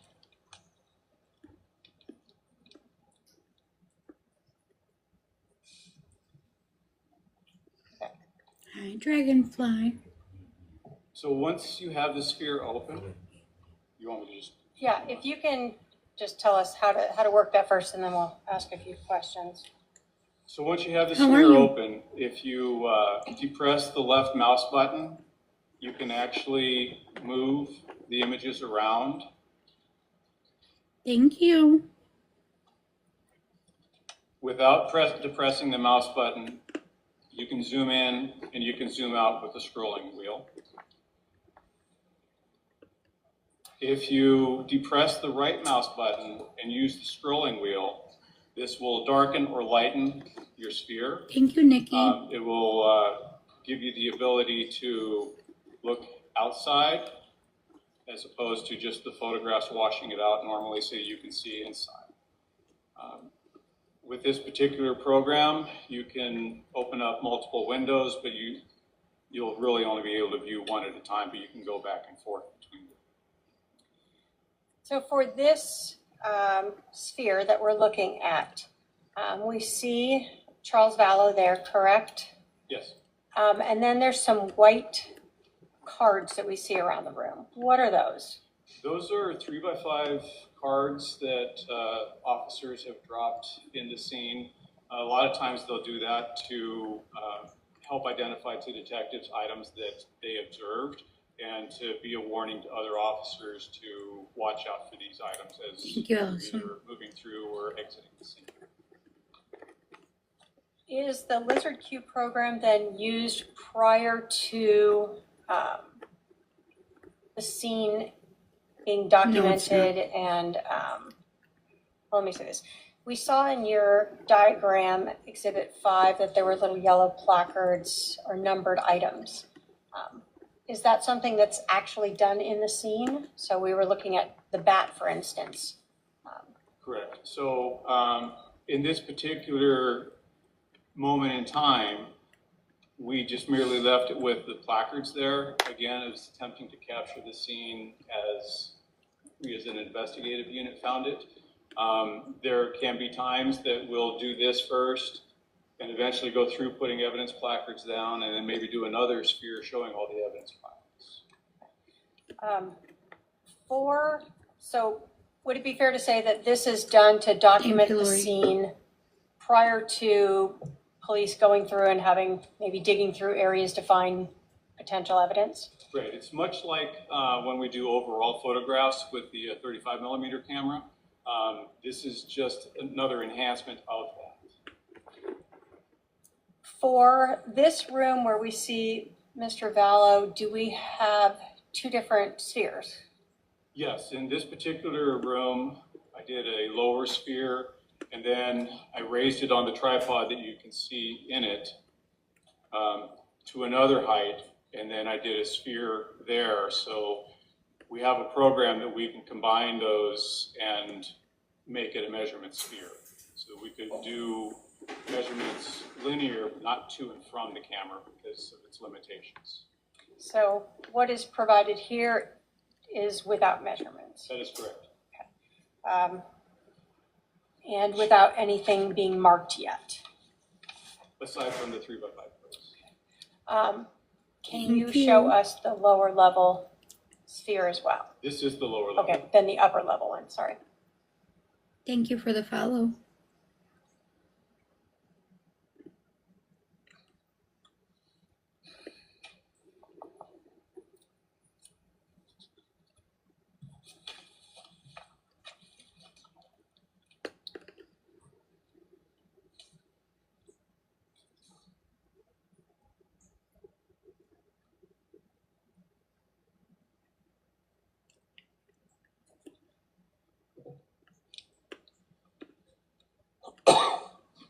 As you can see, your point of view has changed a little bit, but the room has remained the same.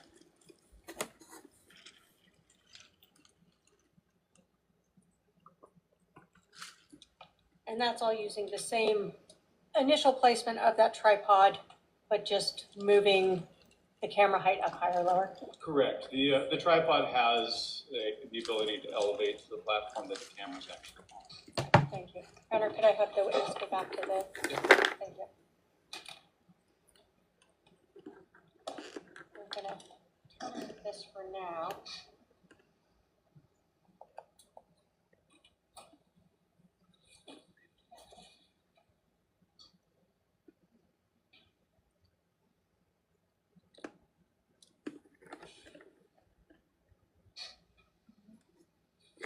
So, although that documents what the scene looked like that we saw prior to the marking of evidence, as a scene agent, do you still utilize photographs? 100%, yes. Why?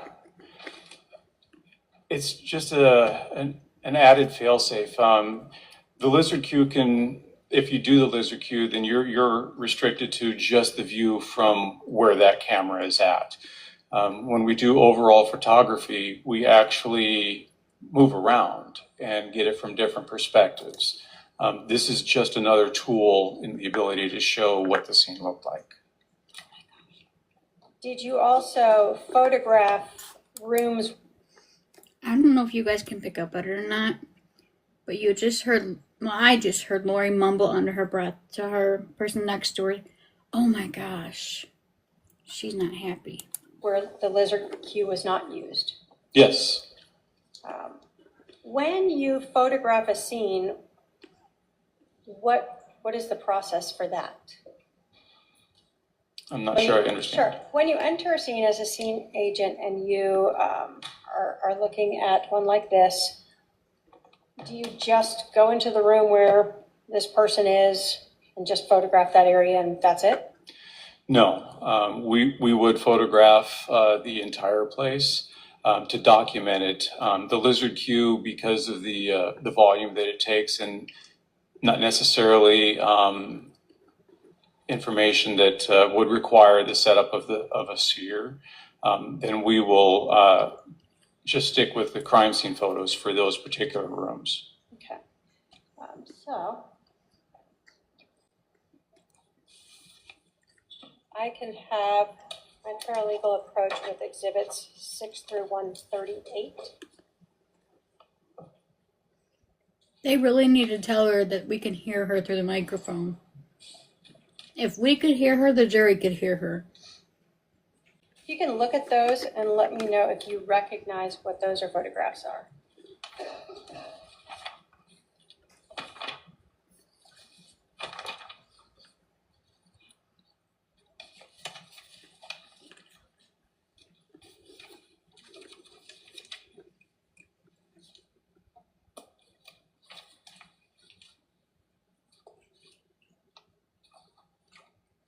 Hi, Kathy. Thank you. She said, oh my gosh. It sounded an annoyance to her asking the questions. How are you?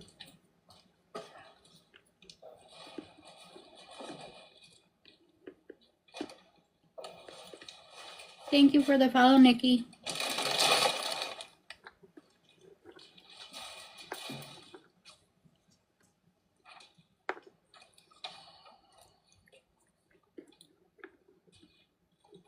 I'm doing okay. Thank you.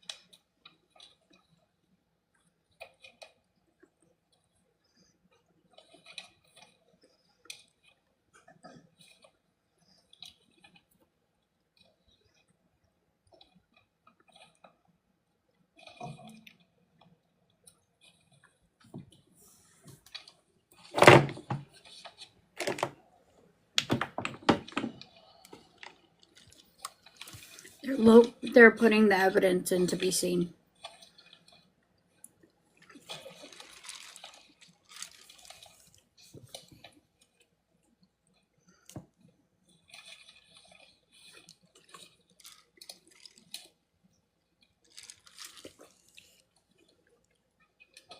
Takes time to upload it to there and then make it be on the other screen.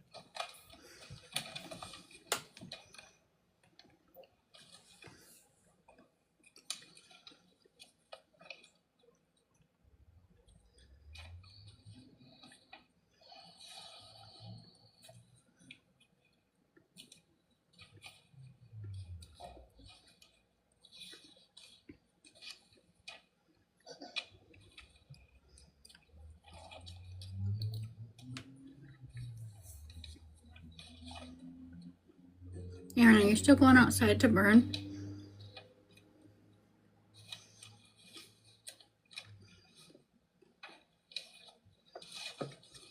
Okay. Do you recognize all those photos? Yes, I do. Do they accurately depict 5531 South Four Peaks Place, both before and during and after processing it? Yes, through various stages of the investigation. Your Honor, if I can have those shown to the defendant. Yep.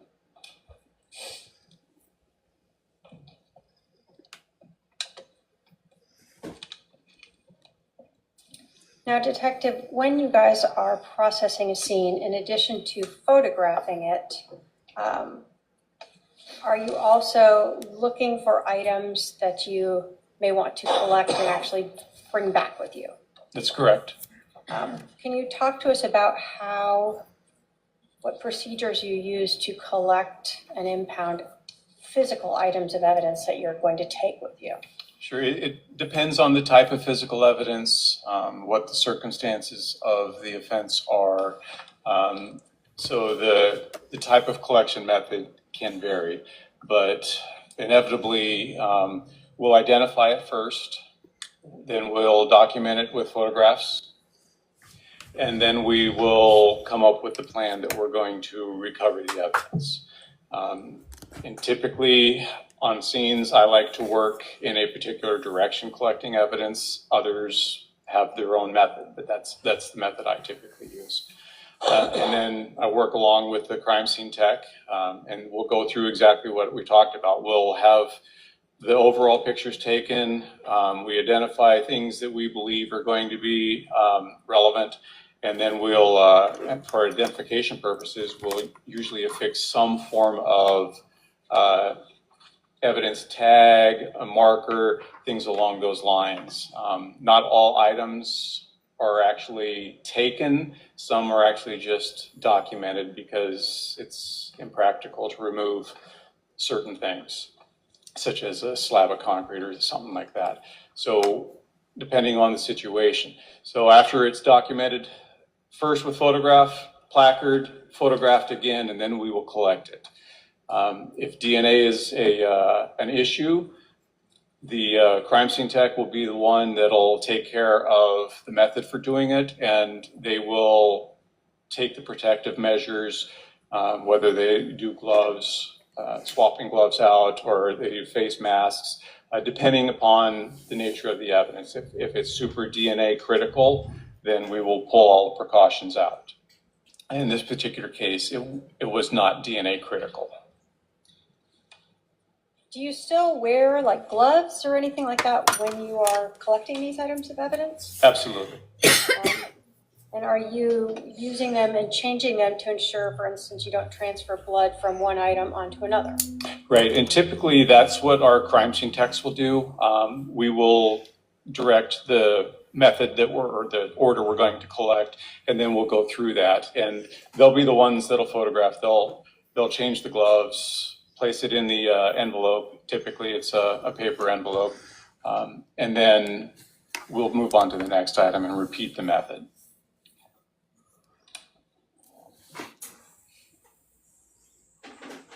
So in this case, I'll put 5 back up if I can have the Alma. Thank you.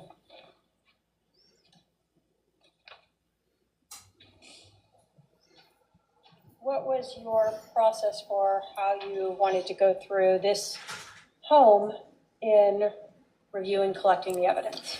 So for this particular method, I chose to work from the north towards the south, collecting as we went. Item 1 being the hat, which is at the north end of the room. And then it was kind of a toss-up between 2 and 3, so I just decided to go ahead and go for 2, and then we would work our way down from there. And so we see in this diagram, north is up this direction. It's to the left of the image, yes. And so in the photographs that you're taking of these individual items, do you see those placards or something that shows a 1? Yes.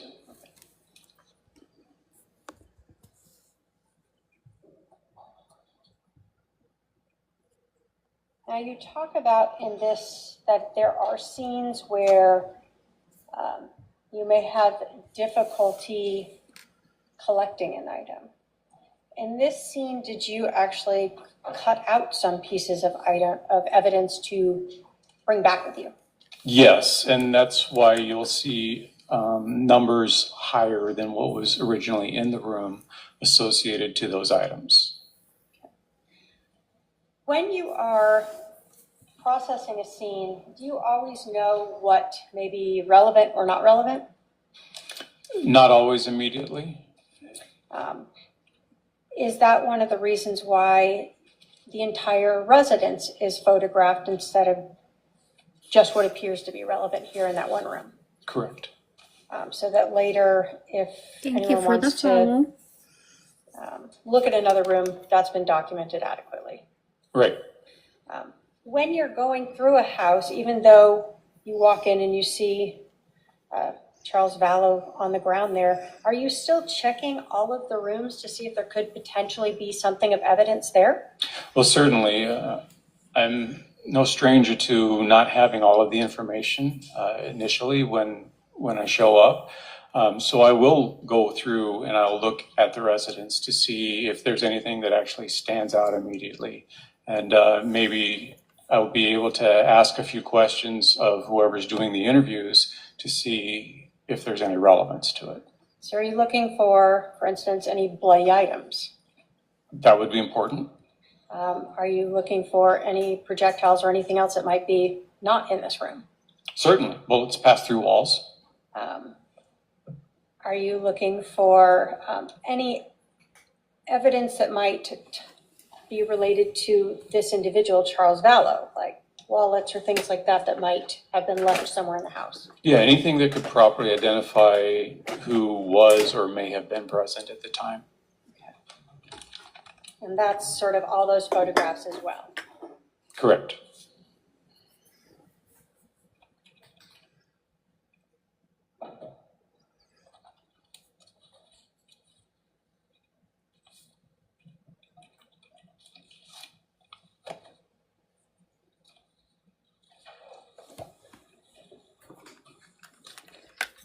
When you photograph a scene, do you start at the outside of the home?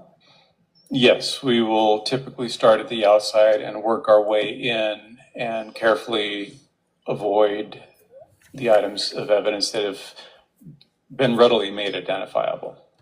So Exhibit 6 here, what are we seeing here?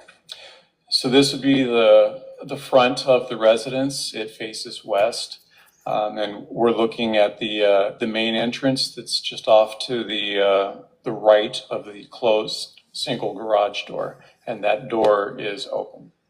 Your Honor, we're going to have to object. We haven't agreed to admit any of these pictures that are being posted. Oh, wow. I did show them. The state will move to admit exhibits, 6 through 38, or 138. Any objection? Good catch, Lori. Some of them, I mean, they're very similar, and I don't think that they all need to be put on there. So your objection is that some of them are cumulative? Yes. Yes, Your Right. Honor. Let me see them. What numbers? Yeah, which numbers? I can't believe she caught that. 6 through what? 138. Then again, I'm sure Do you that have specific ones that you believe are cumulative? it wasn't her that caught it, but yeah. Yeah, I'd have to go back through to get them specifically. I have some. Well, let me browse them. That's why I said that, because I heard the we too.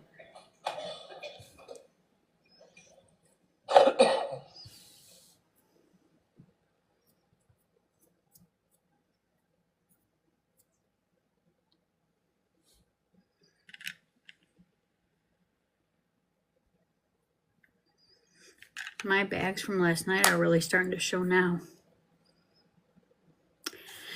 Her legal assistant, if you will, and investigator. She essentially has what Darrell Brooks wanted but was denied. She is, but she has, to some extent, the legal advice. She runs the show, essentially.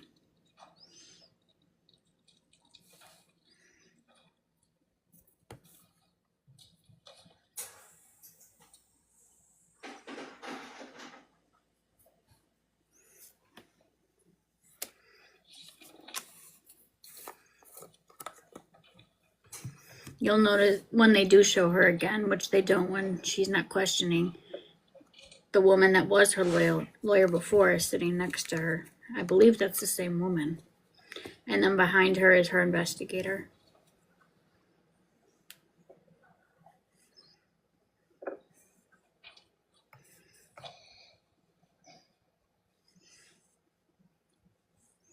Am I the only one that puts makeup on just to take it off? No one sees me but you guys.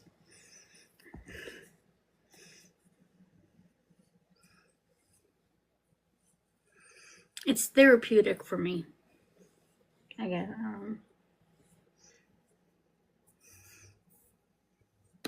You know what we should do? We should crack open some of those eyeshadow palettes that I've never opened tomorrow.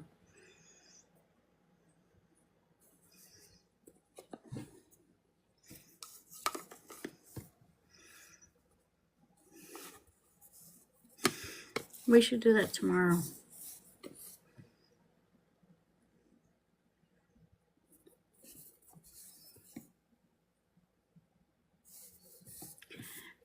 For me, it's more like a nervous tick thing than anything.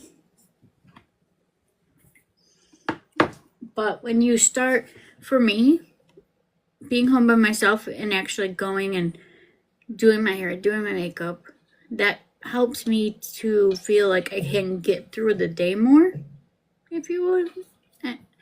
It's just, it helps me feel like I accomplished something. We'll just put it like that. I feel accomplished.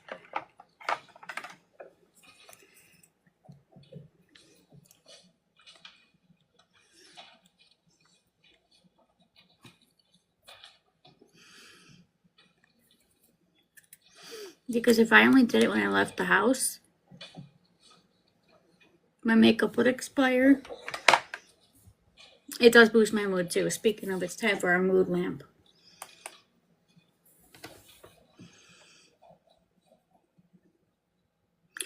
Exactly, when you are gone, I play with makeup. That's exactly it.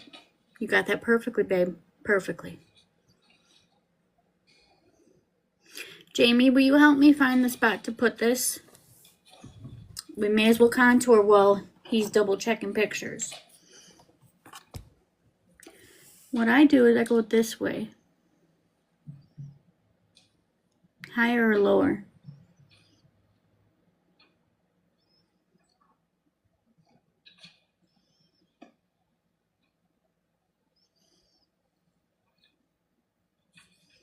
I think I went too diagonal.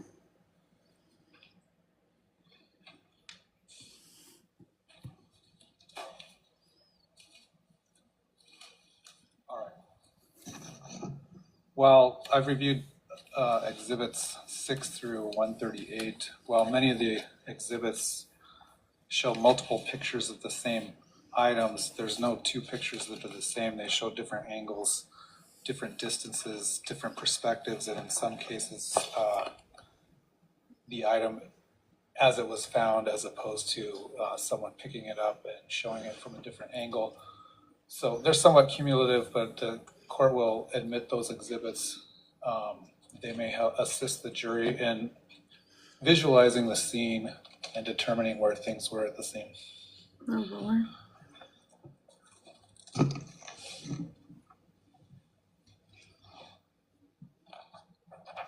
So we talked about exhibit 6 being the front of the house. The door that you were talking about there, is that the door we saw in the lizard queue that was in that front room? Yes, that's the double front main door.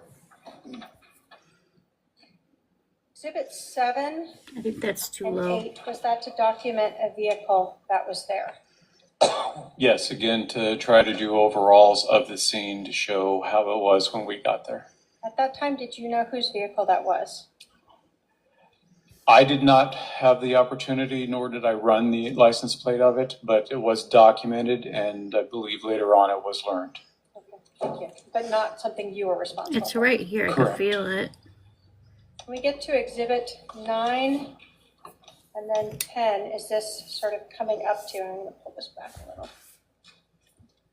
Yes, that's approaching closer to the door. 11, which way are we looking as we enter the door here on 11?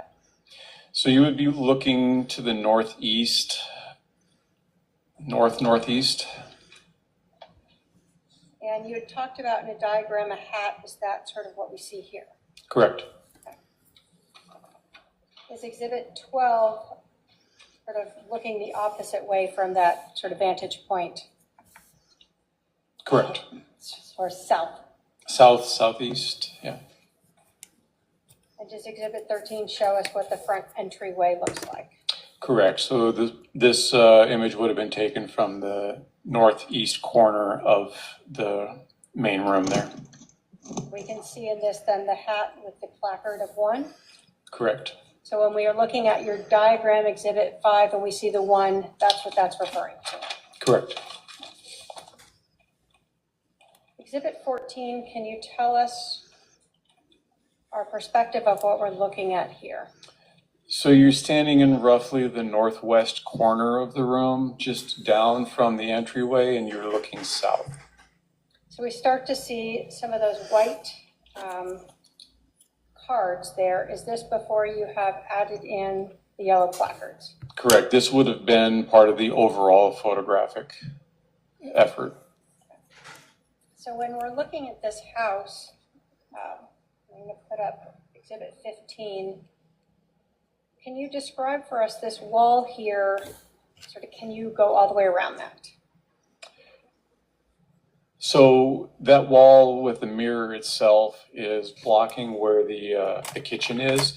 There's an entrance to the kitchen to the right of that wall. And again, you could get to the kitchen through the left opening as well, but I think there's also like a family room by that area. But it's open. One could walk through either of these ways and come around back out the opposite door? Yes. Okay. So Exhibit 16, we see Charles as he lay when fire has left him at this point. Correct. So the items we see on him, we've heard of them cutting his shirt and things like that. This is you documenting how he was when you started to come into the scene. Correct. After fire's already treated him and determined he was deceased. Yes. Over here, we start to see an area. What is right over there? So just past that most southern index card is a hallway that extends to a bathroom and I believe at least 2 bedrooms. Looking sort of to the north, what is this hallway here? So now we're just looking north past the entryway. You can see the hat in the right part of the image there, and that would lead up to the master bedroom garage.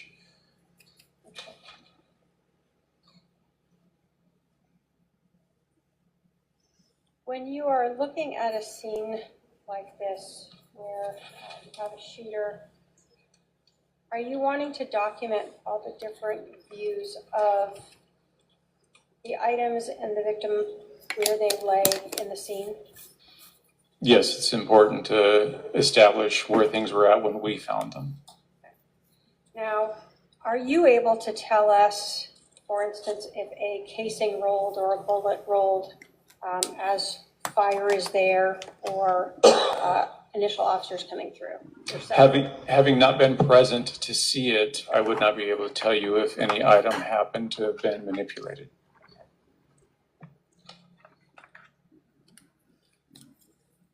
Does 19 show us part of that hallway that we're talking about to the bedrooms? Yes, it does. And then right next to it, would that be the sort of doorway into the kitchen? Correct. Past this mirror on the left would be where the wall rounds a little bit and leads to the kitchen.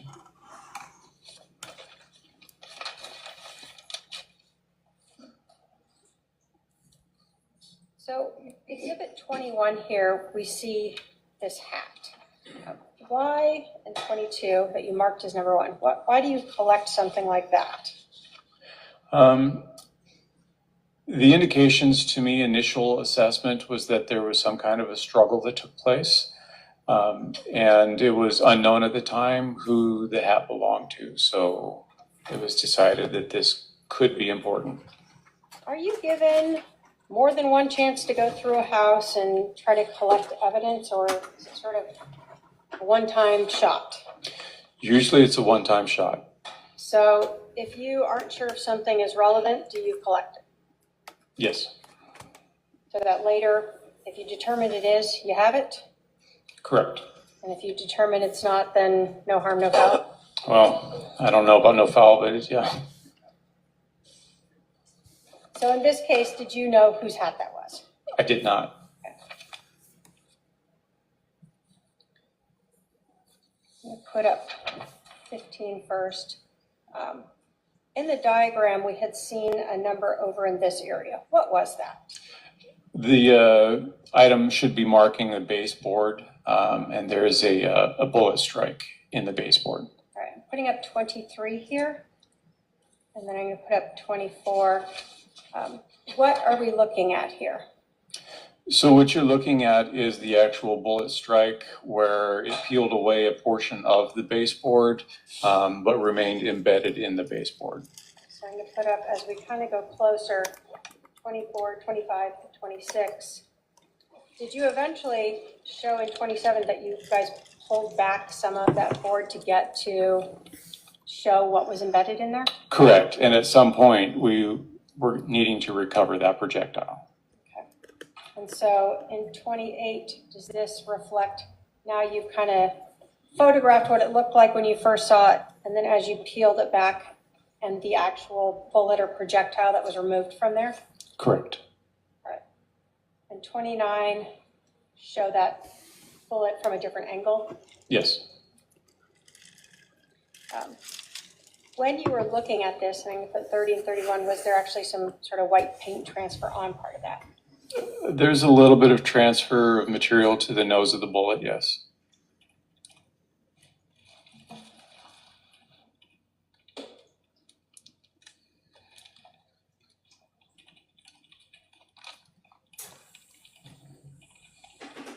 You have to wonder if Lori's like checked out right there, because I don't know about you all, but this is a bit much, but necessary.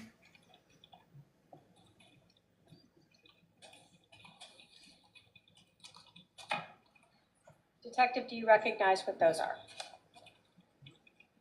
Yes, I do. What are those?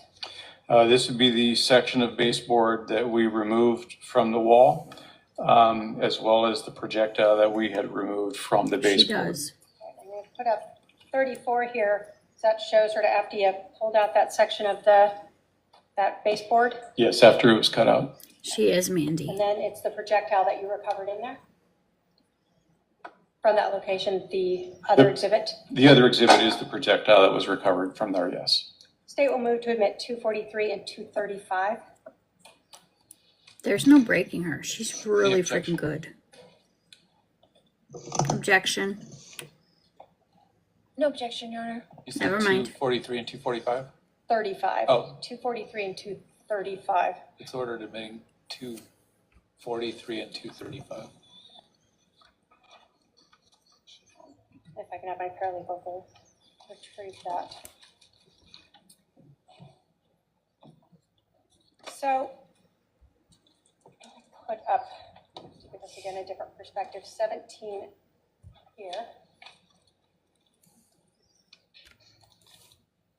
We've talked about, as you're kind of working your way down, you told us you started with the hat, then you went over to the baseboard, and then you went back to the west wall.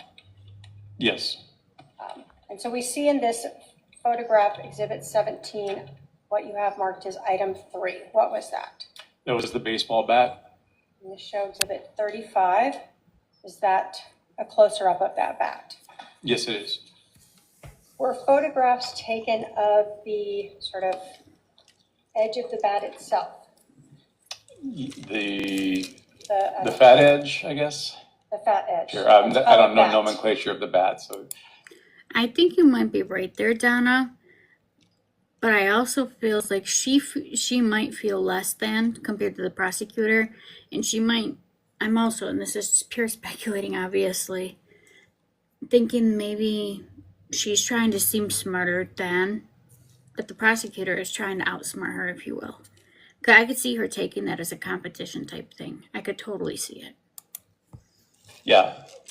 not the handle. How's that? Yes.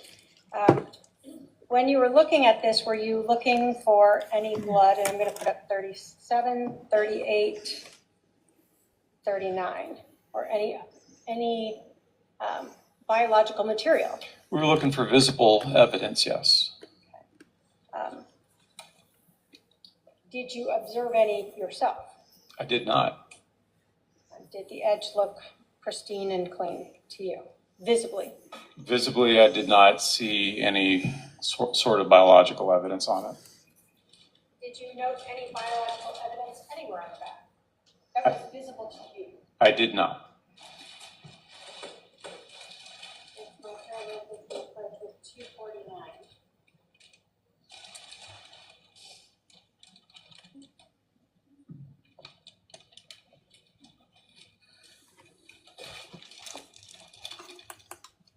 Do you recognize what 249 is? Yes, I do. And is that the bat that we have Trigger seen warning. in these photos marked as item number 2? We see here in Exhibit 35. Yes. State will move to admit 249, Your Honor. Any objection? 248, 249 are admitted.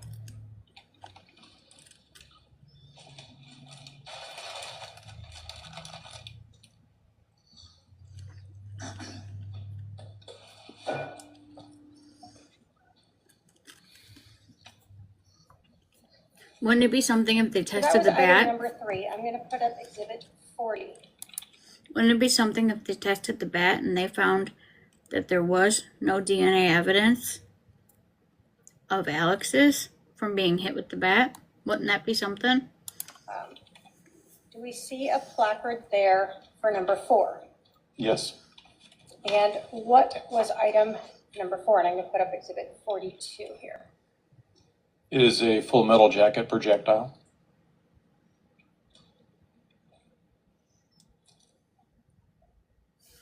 And in 43, does that show a different angle of that projectile? Yes. So this projectile was recovered to the east, or the northeast of Charles Vallow? Yes. And was there any visible damage to this projectile? There was some deformation to the projectile. If I can have my paralegal approach with 239.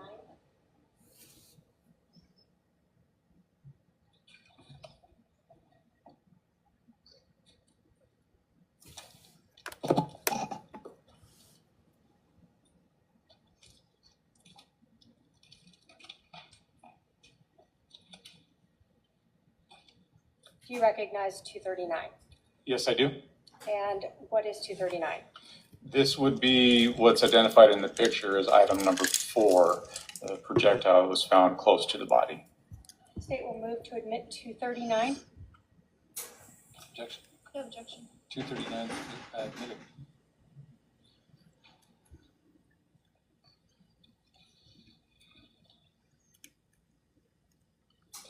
When you are photographing the scene, are you, again, we know this is after fire has been there. Yes. Were you present when fire was there? I believe their engine was still there when I arrived on scene, but they were not inside. So were you present when they were working on Mr. Vallow in the home? No, So do you know whether or not they had moved this projectile at all? I do not. Babe, can When you bring you were beans? looking at Mr. Vallow himself, I'm going to put up 41, did you notice something on his left hand? On the left hand, yes. What did you notice on his left hand? Substance consistent with apparent blood.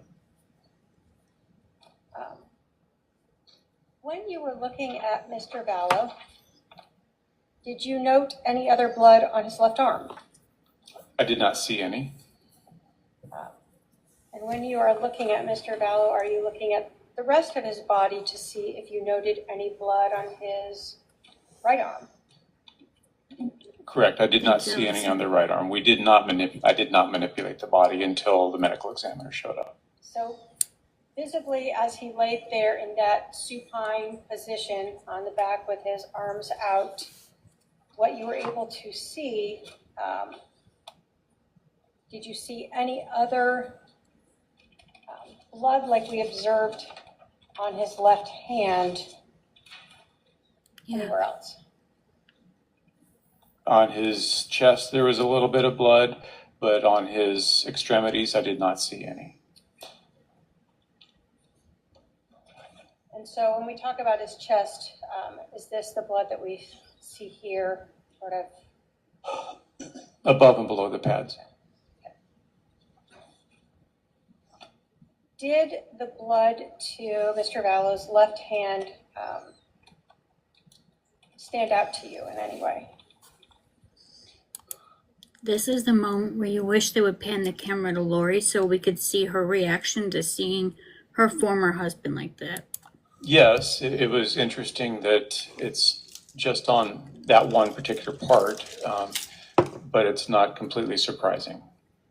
Was there any blood on the floor around where his hand was? No. So although we've heard of blood pooling underneath him, there was no blood around his hand as it lay there. Correct. With you? No. He was just laying in the bed.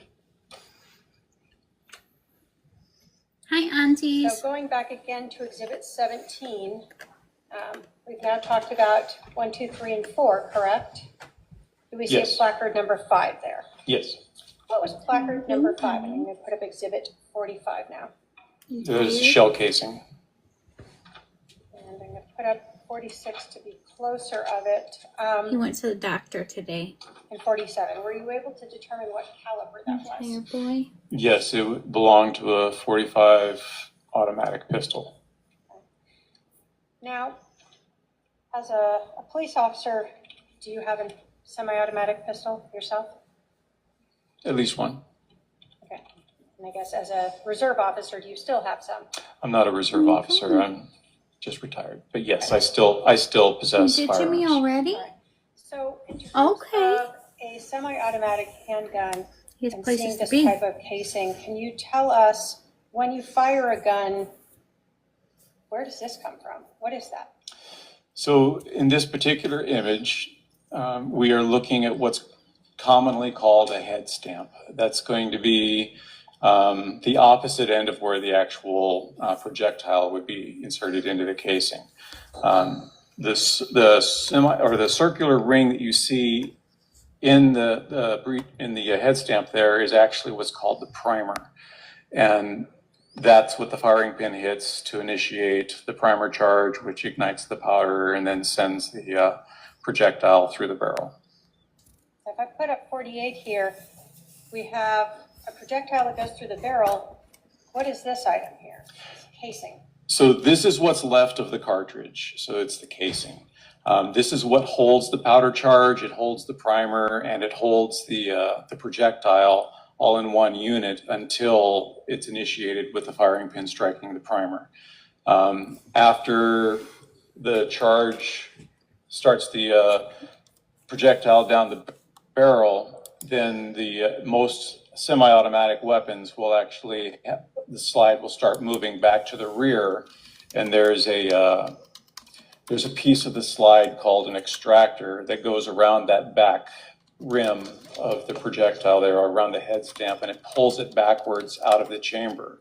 And then it completes the cycle going all the way to the rear where it hits what's called an ejector, and that kicks the casing out of the gun and readies it to go forward, stripping a new cartridge off the magazine, if there is one, and loading that into the chamber ready for the next shot. So when you fire the gun, projectile goes out the barrel and this casing gets kicked out. Correct. So I'm going to go back again to Exhibit 17 where we see 5. And I'm going to put up. Babe, can you bring Binks's puzzle here so I can start putting it together? Exhibit 49. To the south of 5 here, did you find another casing? Yes. Is that what we see in Exhibit 49 and 50 as placard 6. Yes, it is. So were those located in the generally in the same location? Fairly close to each other. When a casing is it? ejected from a gun, do they just plop down and stay right where they landed? No, there are many different types of firearms out there, so the casings can eject in different directions. Some will, or most will eject out to the right. Some will go farther back towards the right, some will go forward, some will go center, some actually kick higher up in the middle. It really depends on the manufacturer, the process, how the person's holding the firearm. So there are a lot of things about it, but there's usually sufficient energy designed in it so that it kicks the casing out so it doesn't interfere with the feeding of the next cartridge. In your experience firing guns, can casings bounce or roll or move after they are ejected? Yes. Item that we see is number 6 and number 50 there. What caliber casing was that? It's a little blurry. Do you recall if it was the same 45 caliber as the other one? They were both 45 caliber. I can have approach with 238 and 240.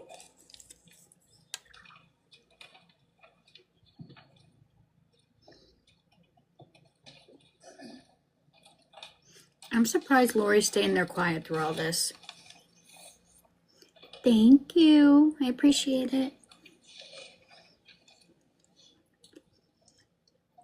Thank you.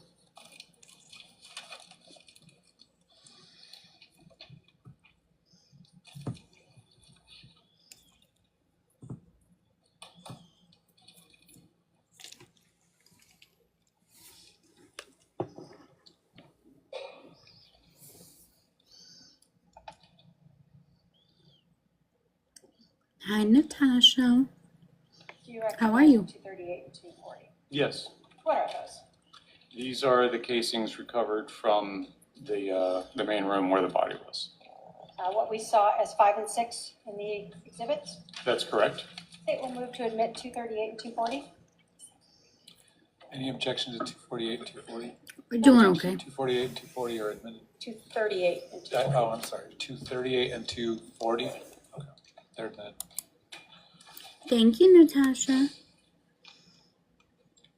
Now, do the police move the body when you're processing the scene? Do you go around and move Mr. Vallow around? No, Do you have to wait for someone from the medical examiner's office to come do that? that is correct. Sort of the body is their responsibility? Yes, Are you present while they're doing that? absolutely. And are you looking for any other evidence that may be on, around, underneath Mr. Vallow? Correct. In this case, did the medical examiner's office come and remove Mr. Vallow's remains? Yes, they did. Once his remains were removed, did you document by photographing, we see here in 53, the blood that was left behind? Yes, typically we would call this the void image to show what it looked like after the body has been removed. Now, is the Trigger blood warning. then moved somewhat by the body itself being moved? Correct. Part of the process is the medical examiner's investigator will manipulate the body by rolling it from one side or the other to get a good look at the side that's not visible with how it was laying. And then they'll work on manipulating the body into the bag for transport.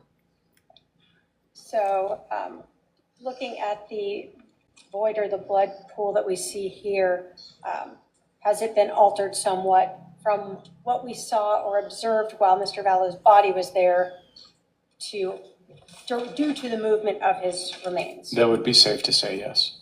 Okay. Did you and other officers clean up that blood pool. Yes. And in doing so, did you observe Nope. anything on the floor? I knew that was going to show Yes. it. Underneath, well, once the blood was cleared off, we could actually see a defect in the wooden floor that was consistent with the projectile strike. All right, I put up Exhibit 56. There's a placard number 13 there. Is that far away so we can see the location of where that is in perspective to the room? Yes. Having seen Mr. Vallo's remains in the room and then having them removed, were you able to determine approximately where this defect that we see marked as 13 was located in relation to Mr. Vallo's body? Yes, it would have been consistent with being under his left shoulder. Did you take closer up photos of that defect? Yes. You put up 59 that shows that placard. Is this what you were talking about? That is correct. How did you, well, let me ask you this. Did you look at the rest of the floor to see if there were anything else that looked like that? Yes, that was consideration, so we did look at the rest of the floor. So you went through that whole room to see if you found any similar type of defects on it? Correct. Did you? No. So this was the only one that looked like that? Yes. And I'm going to put up 58. So we see other defects in the ground. What made this different? The size of it, the directionality, the fact that it was directly underneath the shoulder where we observed an exit wound, and the fact that there was a projectile found on the floor in proximity to this defect. Was it, let me ask you this. As a person who has processed crime scenes, fired guns themselves, did it appear to you consistent with a bullet strike? Yes, it did. And what were you basing that on? The way the indentation is and how it tapers up, coming away from the body in the same direction that the projectile was located. I have to wait. You can only do it so many minutes. Did you and other detectives remove that piece of wood? Yes, with great pain, yes. All right, putting up Exhibit 60. Is that to show the piece removed, and Exhibit 61 to show the actual piece? Correct. And did you write on it so that you would be able to later look at that piece and know how that fit into the puzzle? Yes, it was important to make sure to establish directionality on that piece. I can have my paralegal approach with 240.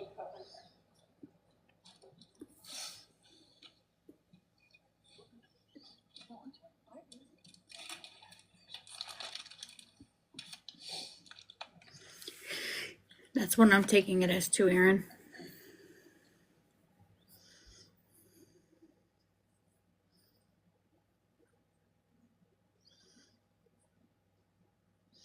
I think Chloe might be objecting. I can't be sure though.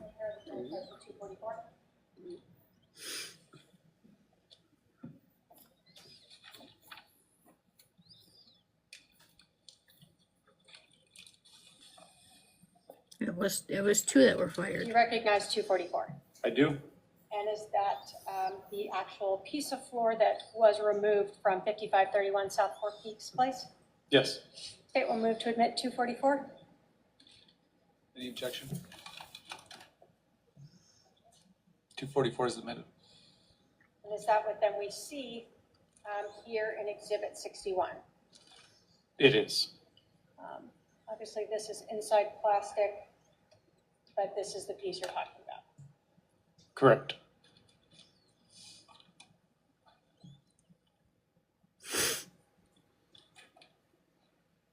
I want to talk to you a little bit about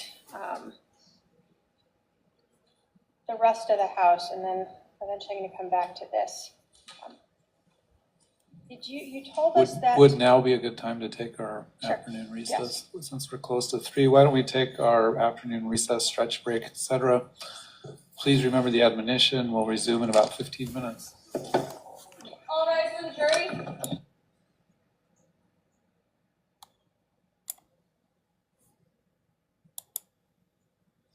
Good thing we paused it a couple times. It's not going to be 15 minutes for us, but yeah. I cannot wait to hear what her follow-up is going to be. Like, how is she going to follow up with all that? Last time I checked, that's not her area of expertise either.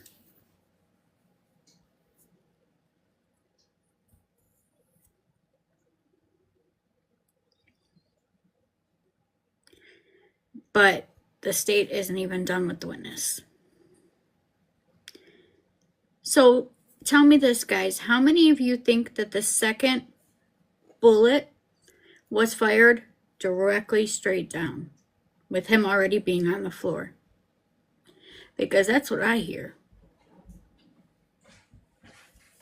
Yep, she's her own lawyer, so yeah.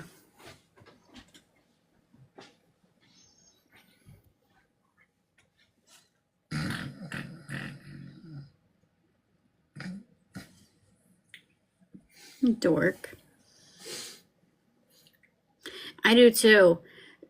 And the question, I wonder if there's any way they could tell how long it was before that second. Was because he waited 47 minutes to call 911. I cannot help but wonder if he was still there. This is the case of Lori Daybell. This is her conspiracy to commit for her previous husband, Charles Vallow. Lori also, you may know the name Lori Vallow. You may know the Doomsday Cult mom. She had her first lawyer where she was tried and found guilty of unaliving her 2 children and conspiring for her current husband's wife. She walked out of the door after you could hear the gunshot. She did. And that was something that they've already showed us. But I really want to know if that second shot was later. Like, was he on the floor, alive, speaking? That's what I'm wondering too, Susan. It's a possibility. Well, actually, let me answer that question. Okay. He said there was blood up underneath the shoulder where he was. Mm-hmm. The second time, yes, he was at least alive. When he got the second one through? Mm. The question is how long? Again, he didn't call 911 for 47 minutes. And Alex is no longer here to answer any of the questions we'd like to ask him. Why did you wait 47 minutes, Alex? Did it have something to do with everything that was on his phone from him texting with you guys? You guys had to get rid of the evidence from Lori talking smack over a text message? It's like everyone that goes against her or does something bad for her ends up unalived. Even the husband before Charles, but that one was natural causes. Mm-hmm. But it has to be because they never reopened that case. They reopened Tammy's, and that's how that all came to be because they had already buried Tammy. They didn't even know it was murder. I know, that's what's so horrible. I just really hope that they don't let her get any further with bringing up Tylee's name. Yes, she did, Jamie. Yes, she did. And I can't help but wonder if that was really him that she was talking to, or if maybe he was holding the phone up for Charles. Only Lori knows. Yeah, I did one from yesterday. I put it on YouTube. The YouTube, guys, is the same name, Michelle's Criminal Musings. The link's in bio. So I... Hold on. Sorry. So I did the video from yesterday's opening statements by both sides, and I put that on YouTube. I started downloading the rest of the live to YouTube, but it was taking too long, and I had to get live because court was starting. I'm not sure if the second one's on YouTube yet or not, because I can't check it while I'm live. But if not, it will be after this live, and then I'm going to do the same thing with today's live later on tonight. I'm going to download it and then upload it to YouTube as well.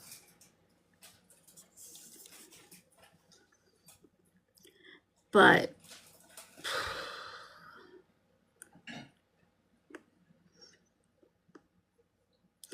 she really needs to be more careful with her commentary. That mic is on and she knows it's on. Because I noticed a couple times she reached over to mute it. So all the comments that she made, she had to have known that they could be heard. And the fact is that they're letting her get away with it. That's like enabling her to act out of... It's given a reason to use that shock belt. I wonder what that looks like to see that. Mm-hmm. What does it look like to see? Like when you get, if you're wearing a shock belt, what would that look like for us? Like if you're wearing one right now. Shock belt? Mm-hmm. That I have no idea. That's what she has on. I thought all she was wearing was made it so that she couldn't really move around all that well. Mm-hmm. Shock belt, more than likely, it's similar to the... Yeah, I know, Sue. I know. I mean, we hear about brain aneurysms. I mean, and Alex also happened to die of natural causes. Mm-hmm.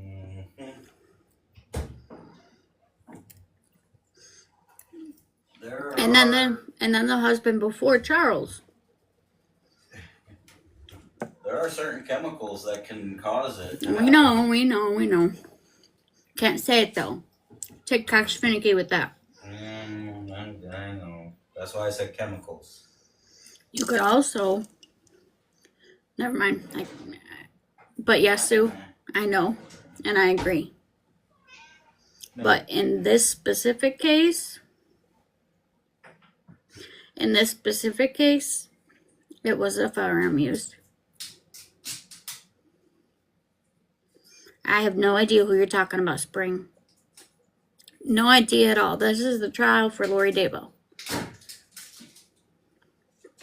There's a conspiracy to commit for her, who she keeps referring to herself as her husband, who's no longer her husband because her brother unalived him. I don't know what Alex did or didn't do when he's no longer alive to be able to defend himself one way or another. Thank you for the follow, Mel. So,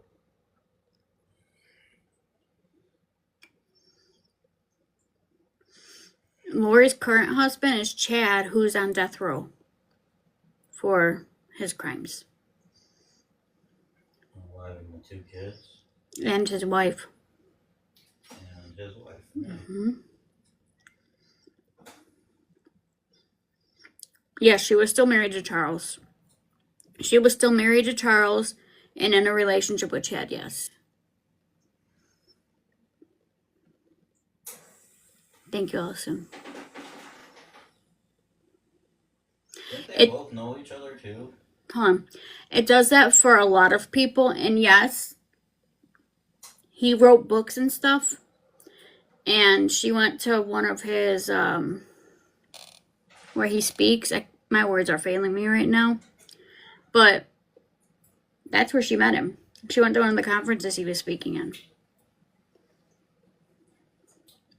The case last year was for the murder of her daughter Tylee and her adopted son JJ, and conspiring to unalive Chad's wife.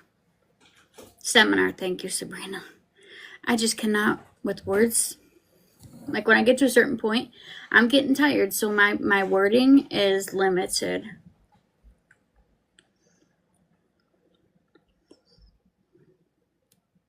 Very limited. This is a pretty long 15-minute break.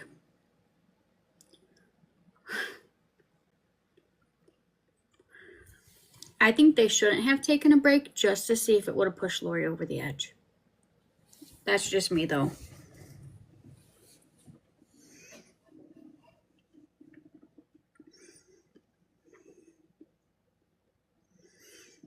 When you have the prosecution, they're asking questions as complicated as the one she's asking, and then you have someone like Lori that follows. How is she going to even... You got to remember, with Lori, everything in her life is a competition, a beauty competition, this, that, and the other from her past. I can see this as her seeing that prosecutor as her competition. I totally can. Like, I don't need a lawyer to do it. I could do it too, but I could do it better. So, you know, that alternate reality she has in her mind, I can't help but want to listen to that alternate reality mindset and figure out where in the hell it's gone to now. I would never represent myself. Oh yeah, slam dunk 100%. In my opinion, anyways. Right, Regina? That's what she did with the last one.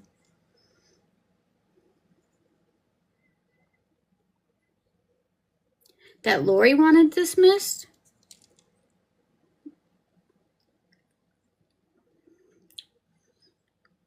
Yes, she can, Sue.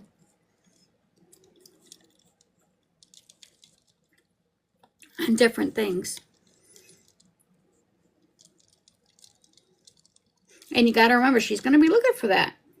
As she said in her Dateline interview, she's going to be exonerated, and so is Chad, because they're going to go on and take the 144,000 people that are meant to move on to the new world, and she's going to lead them there.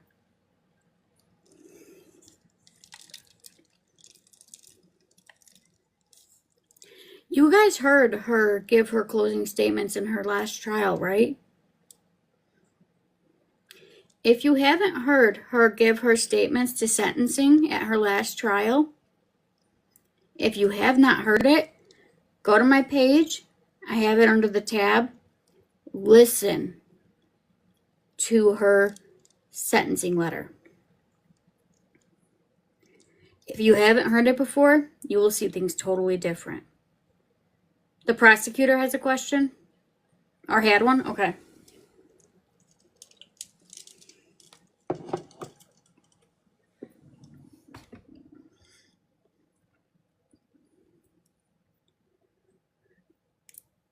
I can't even imagine being the family in that courtroom. And keep in mind that this is something that they're having to go through on repeat. After this trial's done, they still got one more.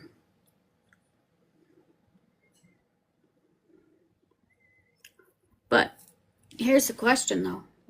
When they had those pictures that they weren't showing, that was showing where Charles was laying, why couldn't we see Lori's reaction to him?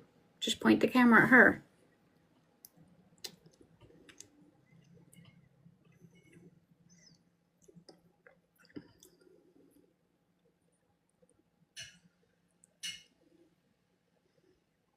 Honestly, I don't know. That's a really good question. Because they've been so far sticking to everything that they can prove scientifically. I don't know how they're going to do that. Maybe somebody that evaluated her. But you got to remember, she was creeping on Charles with Chad, and she thought she was a goddess. So her thinking she's a goddess, and a lot of the evidence, the text messages and so on, which we haven't even gotten into yet, that's going to be totally different.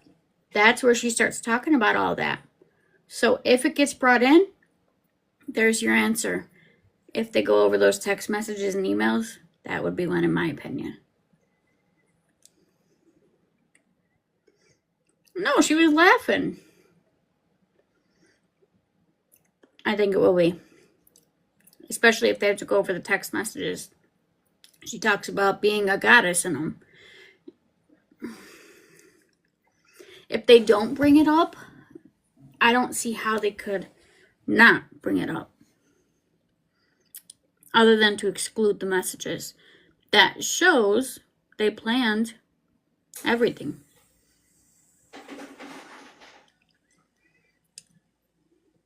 And Lori doesn't see it as wrong.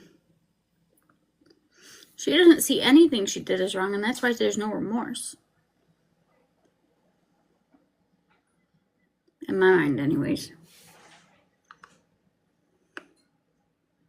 They could have, but not to my knowledge yet. It's still part of the discovery. We've gone over them. I do too, Regina. Because she believed that she was already Chad's wife several times over in prior lives.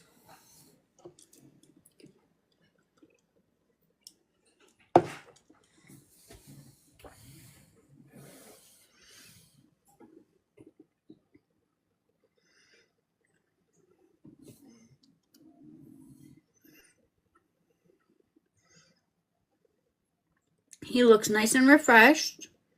His honor had a nice break. We should have done like some stretches or jumping jack shit. I don't know how long it's been since I've done jumping jack.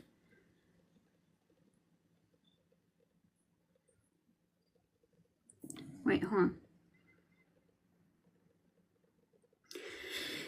If it's part of the discovery, it can be used as evidence, and those text messages are part of the discovery. We've gone over them a few times. Erin, can you turn your volume down a little, please?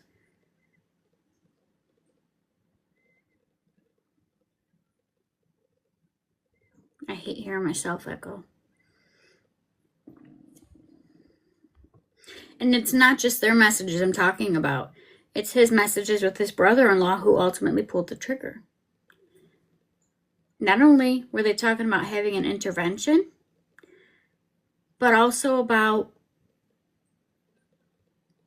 him coming down there. And it shows that Charles arranged and paid for Lori's brother to come down there and ultimately unalive her. I don't know if they know the camera's still muted because he's clearly talking.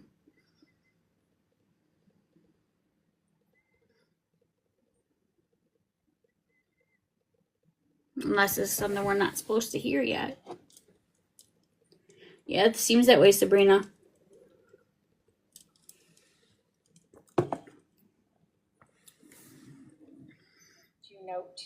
There we go. So there was again another bag, and more specifically, there was a pistol that was laying on the floor. Let's start with 72 here. Is that just like a garbage bag with some clothes in it? Yes. So of more relevance to you was what was next to it? Correct. What did you find there? What is this orange thing there? And we see a whole lot of placard numbers. Right. So the placard numbers are obviously identifying particular items that are going to be seized as evidence. That we have the orange bag with what appears to be a gun box inside. Thank you, Lori. And then we have the pistol, and the 3 placards next to the pistol are specific for the pistol itself, the magazine from the pistol, and potentially the chambered round in the pistol. Sorry, can't show it. So 74, is that a close-up of that pistol? It is. What kind of pistol was that? Pardon? What caliber was it? It's a .45. Is that the same caliber as the casings that you had found in the front room next to Charles? Yes. Does this show another angle of that pistol in 75? Yes, looking at the top of the pistol. When the pistol, as we see, is picked up in 76, the individual's wearing gloves. Why is that? Again, to help preserve the evidence, in the event that DNA were to need to be done, we could articulate that we did not touch it with our bare hands to impart our DNA onto it.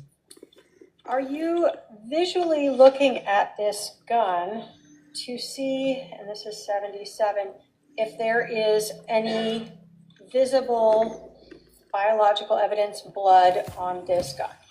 Yes, we do look at them to help determine that. And did you observe any biological evidence, any We blood are, or Sue. what appeared to be blood on this handgun? No, ma'am. If you had observed that, would you have noted it and photographed it and documented it? Yes. Now, when you got this gun, was it loaded? Yes. And in 78 and 79, is that photographs of the magazine in the gun? Correct. So when we talk about the magazine, I'm going to go back to showing Exhibit 76. Where is that in this picture? So you can see the base of the magazine at the bottom of the grip, Sabrina, thank you for explaining that for Sue. close to what would be the individual's left thumb. There's that black piece of plastic that extends horizontally at across the base of the grip.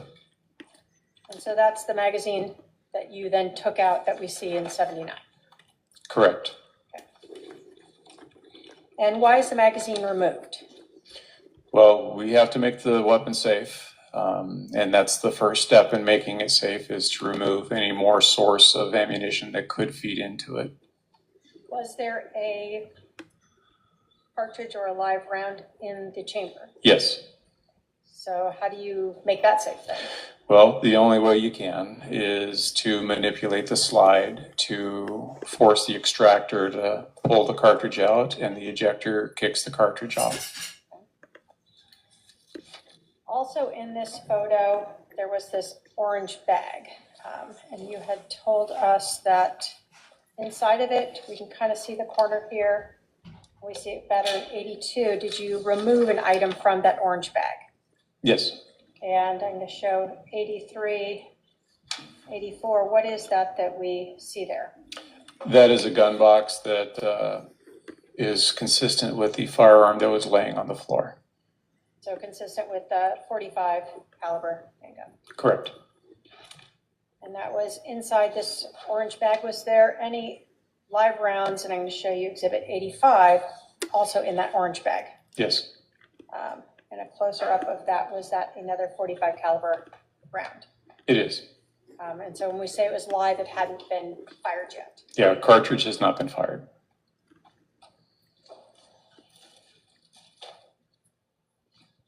Let's start then by having my paralegal can take up exhibits 237 and 246.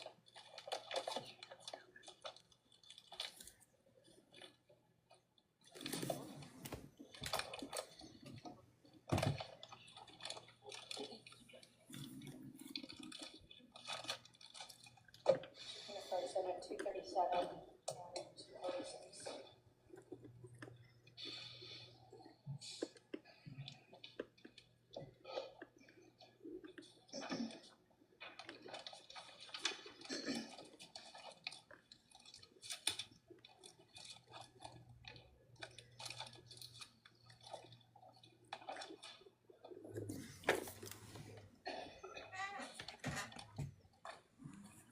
I'm going to have to stare at the wall again.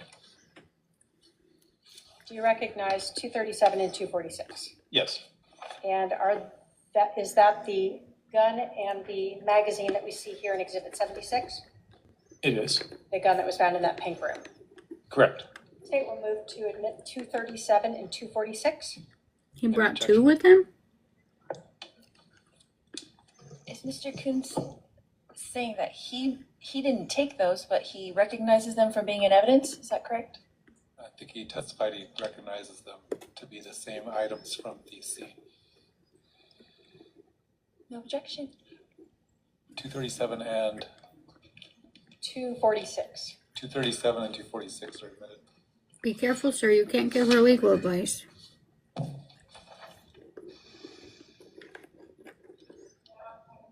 My paralegal approach with 247, 248. I'll turn the camera back when I can, guys. I cannot show with the firearms.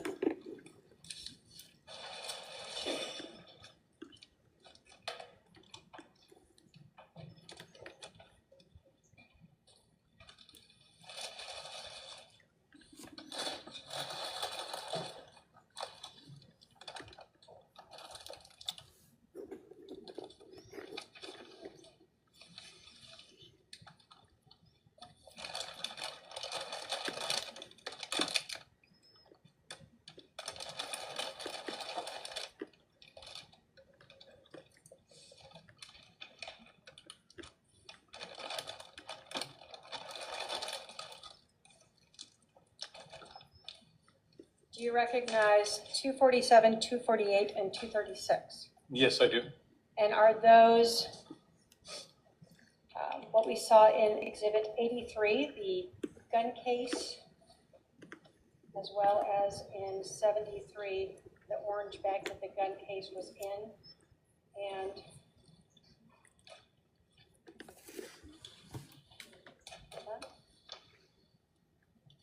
what we see in 85, the single live round that was found inside that bag. Correct. State will move to admit 247, 248, and 236. Any objection? Just a foundation, Your Honor. If he could give a serial number or something that could authenticate those. Well, he testified that those were the items that he recovered from the scene, so I guess you can question him about that on cross. Give me the numbers again. 247, 248, and 236. Those items are admitted. She wanted a foundation raised and serial numbers to be read.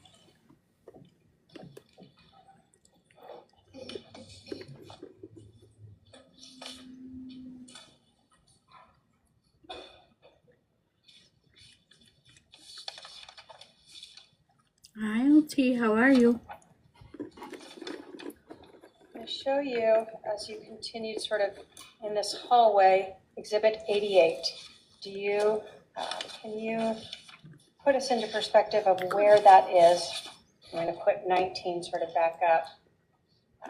Where is what we see, this room with the blue on it, Exhibit 88? So those two doorways would be on the south side of the hallway that leads up to the pink or maroon room. Specifically, the blue one would be the most southwestern bedroom of the home, and then the other doorways to the hall bathroom. Okay. So again, did you go into this blue room, and look for any potential items of evidence? Yes. So in the room with the sort of child themes on it, did you find anything bloody in there? No, ma'am. Any ammunition in there?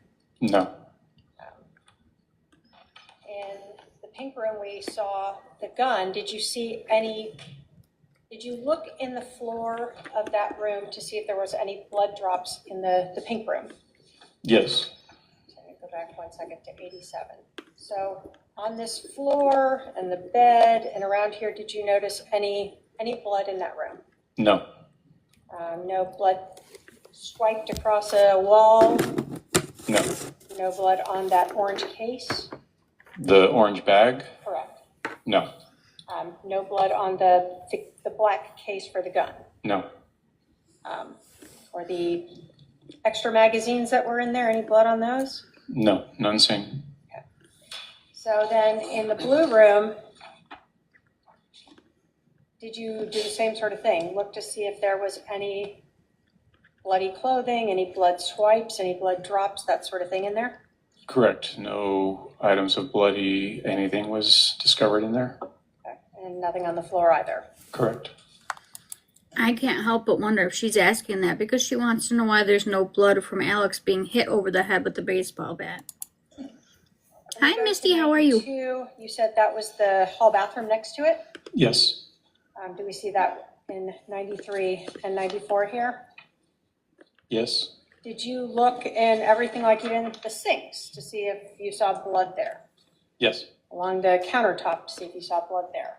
Correct. Did you note any bloody items, any that was anywhere in that bathroom? I did not. I can't help but wonder if that's where she's going with this. When you were walking down that hallway to those rooms, did you look on the floor there to see if there were any blood drops or blood trails or swipes of blood on the wall? Yes. Did you observe any there? No. So 98 here, can you put us in perspective of what we're seeing? So this would be towards the feet of the body, where the kind of the hall splits to the kitchen and then to the bedrooms that we were just discussing. Aaron, what I meant by that is the defense is that he pee-peed in self-defense. He got hit over the head with the baseball bat. That was an opening on the back of his head, but yet, so far there's been no drops anywhere. I can't help if she's going there. Is this like a lanyard that was hanging on the wall there? Yes. So wasn't knocked off or anything? No, it's where we found it. And as you go through 99 there, is that how you entered, one of the ways you could enter into the kitchen? Correct. And is this sort of a view of that? Yes. So in the kitchen, did you look on the floor there to see if there were any blood drops? Yes. Along the cabinets to see if there were blood drops there? Yes. When you got to the sink, I'm going to put exhibit 103 and then 104. I feel like something big is coming. A small amount of what appeared to be blood on the faucet itself. Yes. Did you look sort of as well in the sink itself to see if there was any blood there? Yes. Did you observe any there? Did not see any visible blood. Now, when you're going through the house and looking to see if you know any bloody items or any other items of evidence, are you looking in things like trash cans? Yes. So was this a trash can in the kitchen, for instance? Yes. And did you note any bloody rags or towels or anything thrown in there? No, ma'am. You said that there was also sort of a living area in there. Correct. I'm going to put up exhibit 112 to get a better perspective of that. So is this the doorway we were talking about? Yes. And so the kitchen here opens up into the living room. Correct. Did you look through that area to see if you saw any blood on the floors? Yes. Did you observe any? No. Did you look through that area to see if there was any blood on any of the furniture or walls or anything like that? Yes. Did you observe any of that? No. In exhibit 111, where does this doorway lead? That leads back out to the mirrored room, the main room where the body is. So when we were talking about the two doorways, one sort of directly sure into is, the Jen. kitchen and the other sort of more towards the end of the kitchen living area. Yes. This is what you were talking about. Correct. And in exhibit 113, can we see sort of both of those doorways? Yes. And 114, overall perspective of that. Another perspective of it, yes. So throughout this whole area, again, you're looking for anything that might be relevant because you have one chance to document it, correct? Correct. We talk about 115 and we talked about the original layout of the house. Is this that front entrance area again? Yes, it is. And where are we looking in this perspective? So you were looking in a north direction? Where does that head towards? It heads towards the garage, the master bedroom, and I believe a room that could double as an office. So when we go along this wall here that we see in 115, 116, 117, is this the sort of what we would call office or playroom? Yes. Okay. Did you look through there, see anything bloody in there? We looked and found nothing. Was there a powder Excuse room me. in this area? Yes, And did you search that as well? it was. And again, you're looking in sinks and in trash cans? Correct. And did you observe in 121, 122, the trash can and toilet and sink, any bloody items there? No, Was there a laundry room in this area? there was. And I'm putting up 123 and 124. Did you look through the laundry area to see if you saw any bloody items in here? It was looked through, yes. So although there's some clothing and some folded towels, none of those had blood evidence on them. Nothing that stood out with blood evidence, no. And then again, even looking in the trash cans that we see in 126 and 127. Correct.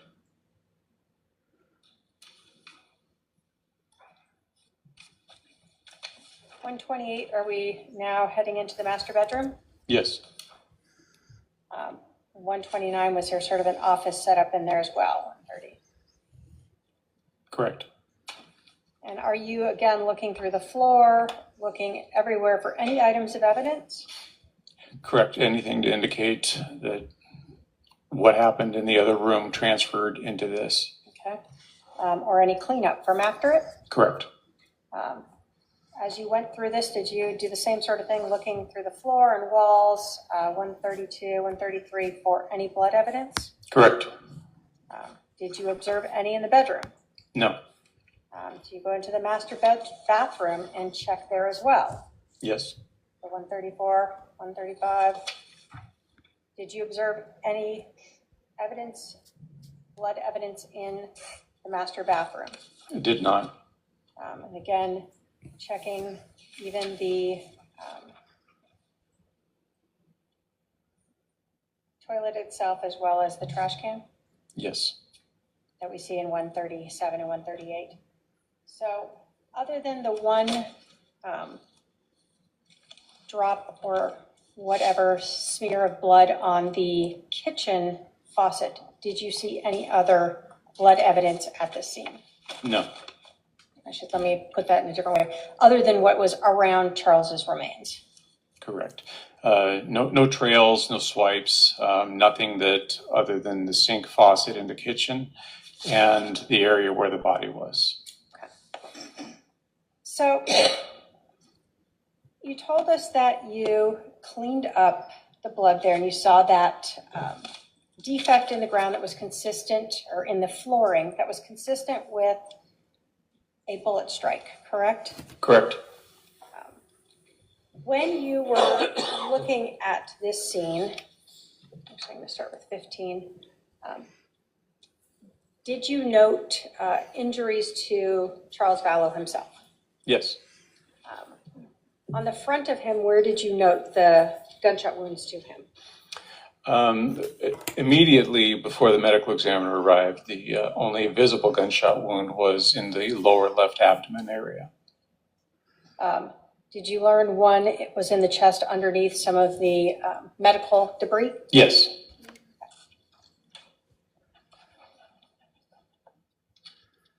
When you are looking at this scene, are you able to utilize part of your shooting reconstruction training to try to determine any type of trajectory, or if anything is consistent with trajectory based upon the scene itself, items that you are able to view there?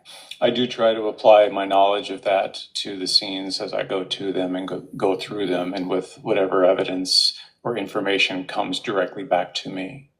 Are you relying on, for instance, the location of Mr. Vallow? That's part of it. Are you relying on the location of the casings?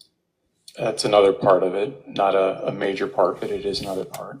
Are you relying on the location of the projectiles? Yes. When the medical examiner came, were you also able to see exit wounds on Mr. Vallow? Yes, in conjunction with also the chest wound. Okay. So when the medical examiner came, you saw a second injury to the front side of him.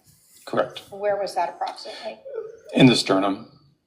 So for us, somewhere in? About the center, maybe roughly the center of the chest. Okay. So the other one you said was in the abdomen. Yes.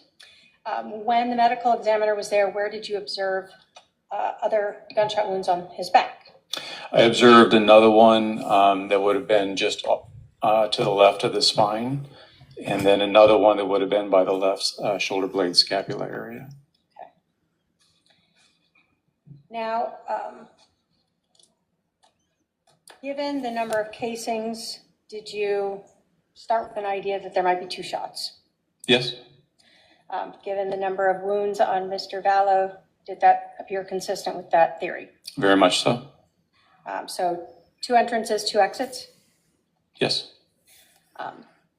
When you saw the projectile that you recovered, that we see in Exhibit 20 on the side over here, that entered into that baseboard, given the injuries to Mr. Vallow and the projectiles and the location of this, were you able to determine any consistencies of where the shooter may have been when that occurred? Approximate location, yes. And how did you do that? Based on the wounds to Mr. Vallow, the location of where the projectile had ended up and where the casings were, the working theory at that point was that the firearm ejected the casings to the right, striking the wall where that has the curve there, and bounced back towards the west wall. The projectile would have continued on a relatively straight path and embedded itself in the baseboard at the other end of the room. So would that have put the shooter somewhere in this area? Yes. And so that to you seemed consistent with one of the shots having gone through him and ended up what we see in Exhibit 20 over here in the baseboard, Mr. Vallow being somewhere over in this area. Correct. Okay. Given the information that you obtained, let me ask you this. Given the information that you saw at the scene there, again, with the casings, the injuries to Mr. Vallow, both to the abdomen and the shoulder, and then after you cleaned up the blood, the damage to the floor underneath the location of his left shoulder, were you able at that point to start have any concept or have a idea of what would be consistent with where the shooter may have been and where Mr. Vallow may have been for that shot? Yes. What did you base that on? Again, a lot of the factors that have been discussed, the location of the projectile, item number 4, the defect in the floor that was underneath him, the location of the second casing. It was all consistent with the shooter having been at the feet, not necessarily right upon the feet of Mr. Vallow, but in that direction, close enough so that the projectile could again bounce off that wall and land on the west wall. The projectile or the casing, sorry. When you were looking at this scene, I'm going to put 56 up. Obviously, there's no exact, I'm going to move Mr. Vallow this way just to kind of be looking the same direction. Did this defect appear to be in the area of Mr. Vallow's shoulder? Yes. Now, Mr. Vallow had been rolled a couple times by the time you cleaned that scene up. Yes. So you didn't like stick a rod through him there and see if that worked? No, that would be inappropriate. Are you even allowed to do that? No. Does the medical examiner frown on that? Yes, the body is theirs by law. So you're basically able to look at where he was located and say that that is consistent with being underneath his left shoulder. Yes, and we did take measurements of the body before it was moved. All right. So when you measured where the body was and then you cleaned up that blood and measured where that projectile divot was that consistent with where his left shoulder was? Yes. Given that information that you had at that time, were you able to draw any conclusions as to whether or not the evidence was consistent with Charles Vallow being laying on the ground when he was shot? Very much so. In the position that you see him, he was the second shot that entered the abdomen would have been where he was lying. Did you attend the autopsy itself? I did.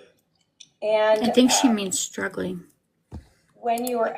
Sorry, I wasn't ignoring it. For some reason, the question stopped, and then Sue's came and Lori's came all at once. But it's not looking like it. Can you tell us what it means when you attend an autopsy as a detective? So as a detective, we go to the medical examiner on the date that they're going to do the autopsy. There is the autopsy suite itself where the doctors and technicians work with the bodies. Observers will be outside of that suite, but able to communicate with the staff. There's a window where we can see everything that's going on. And like I said, we can communicate either by a phone that's on the wall or they'll come around and talk with us. Red splatter. We have the ability to observe everything that transpires. There's even a camera overhead that we can manipulate to get a different view. Say the feet are towards us, we can get the camera to look at when they're working on the head or something like that. Yay, I'm glad When it's over for you. At the medical examiner's office as they were performing the autopsy, did you learn additional evidence That's that what it's helped called? support your opinion as to whether or not Mr. Vallow was laying on the ground when he was shot in the abdomen and the bullet exited his left shoulder? Yes. What was that additional evidence that you considered Thank you, when Jamie. I appreciate you. reaching this opinion? Well, I had asked for specific things for the doctor to include in the examination that would help me with rendering that information. One of them was to measure the location of the bullet strikes on the body, both the entry and the exits.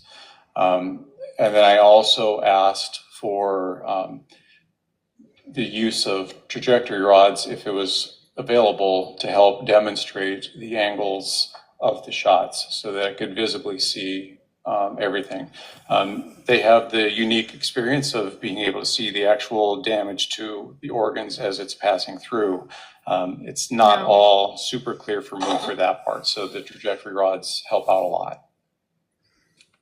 Having observed the location of the end. Except the fact that when he had the second bullet go into him, he was laying on the ground. Injuries, No that threat. measurement, the trajectory rods, did that further support or go against your opinion that Charles Vallow was laying on the ground when he was shot in the abdomen? It further supported it. Now what, Lori? We can't ask Alex. She was the only other one that was in the house when that went off. We didn't forget, Lori. We didn't forget. Crazy old Laren. In your opinion, then, can you list all the factors that you rely upon to determine that or to reach your opinion that Charles Vallow was laying on the floor when he was shot in the abdomen and the shot exited his left shoulder? The consistencies of a lot of the evidence that I had personally seen. The trajectory rods helped establish that alone, where it shows the entry into the lower left abdomen and then the exit out through the left shoulder blade area. The divot in the floor that was located underneath the body, the projectile that had expended the rest of its energy coming from underneath the body and coming to rest close to the body. There was a lack of stippling that was visible, meaning unburned powder or gunshot residue actually on the skin or clothing that we could identify. So that gave us the fact that the shooter was a bit of a ways away from the body, but the body was firmly on the floor at the time of the shot.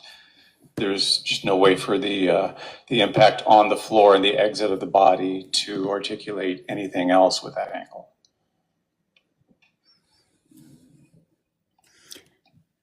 After you, let me ask you this. Do you recall how long you were at the scene that day?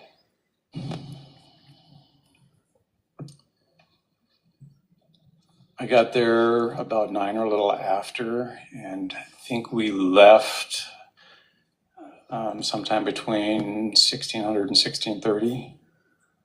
What's that in? 4 to 4:30 in the afternoon. did that sort of end your involvement in processing this whole scene? The Four Peaks scene, yes. Your Honor, the state has no other questions for this witness.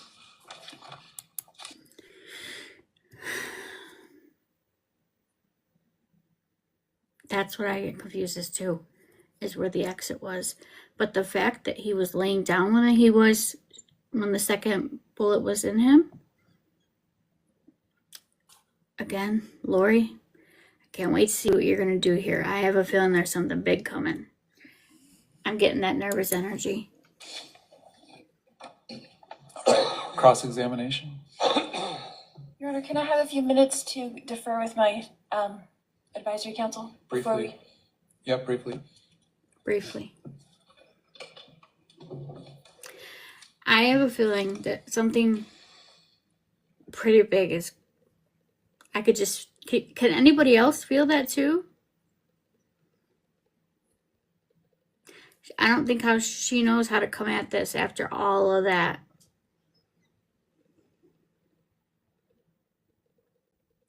But she's going to try. Or is she? See, now could you imagine how this would have went on Daryl Brooks' trial if he had gotten that assistance too? Every 5 seconds, he would have stopped to defer.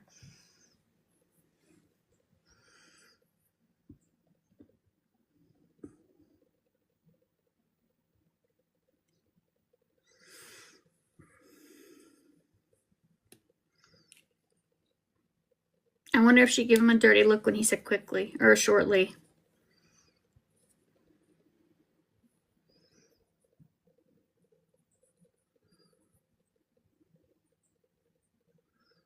I think this has been our longest witness.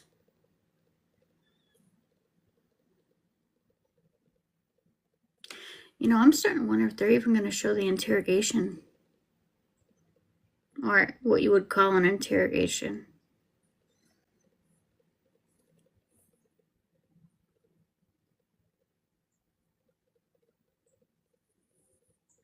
She's been making comments from the table that have been picked up on the microphone. I don't understand why they're not stopping that.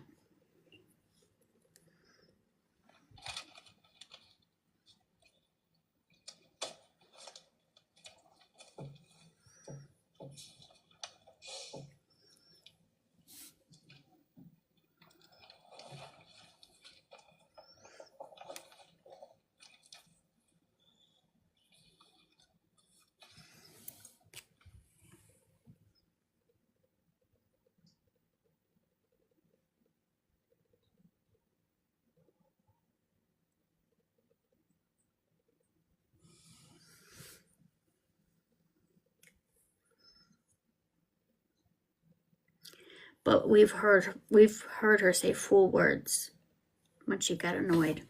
At least she's not slamming the notebook again.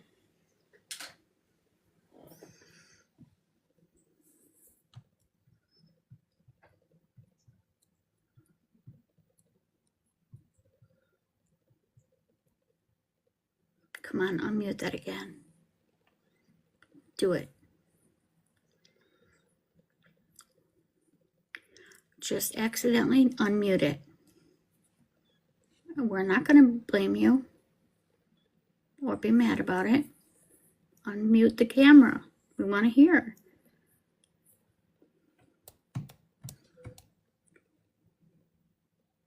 All right, I need to excuse the jury for just a couple minutes to resolve something. It should only take a few minutes. We'll have you wait in the jury room, and then we'll continue.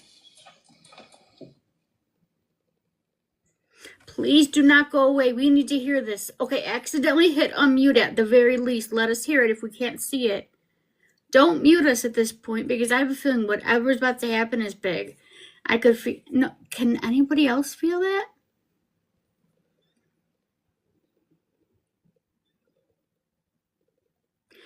Wouldn't that be something if everybody comes back in and she just says, you know what? Yeah, I plead guilty. All right, the jury is no longer present. Go ahead and take a short break.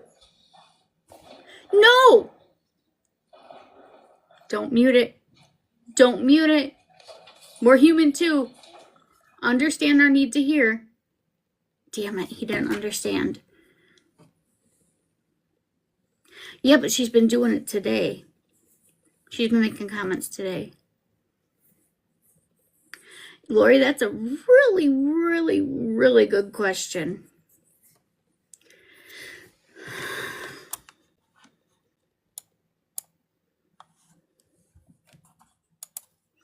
Whatever it is, it's going to be big.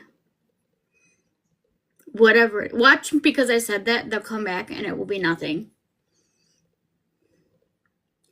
I was just confused on something. No, I feel like this is something. I feel like Lori wants her you can't handle the truth moment, though. Like, you know her, right? Hi, Sam. How are you?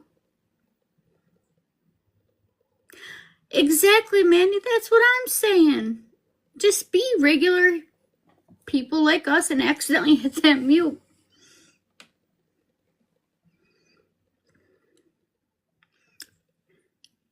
Pity us true crimers.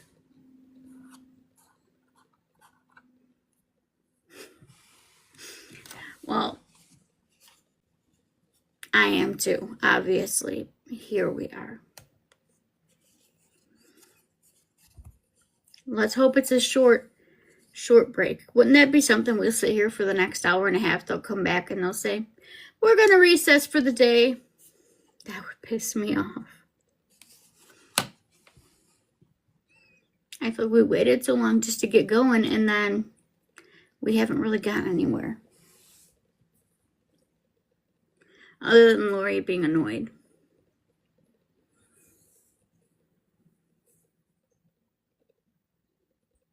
But think of it this way. Every snide comment she makes, every huff, every eye roll can be seen by the jury. They're not in the room. And they can't watch live. It'd be, that would get her a mistrial quickly. But yeah.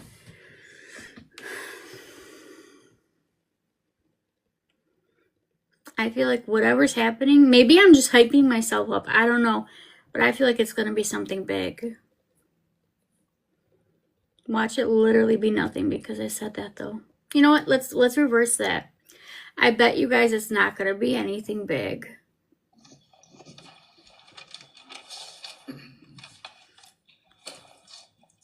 Detective Combs, you were the scene agent that day on scene, is that correct? Primarily, yes. Did you work for someone else before Chandler Police Department?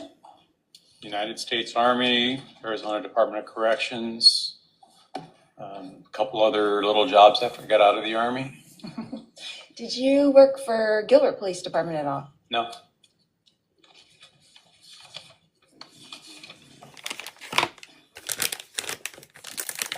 As the scene agent that day, you talked about you were there. Did you write a report about that day?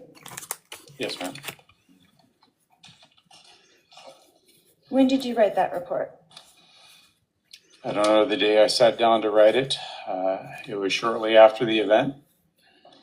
So close to July 11th, 2019? Close to it.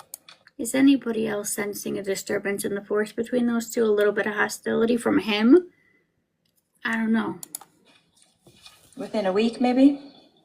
Again, I don't recall when I specifically started typing that.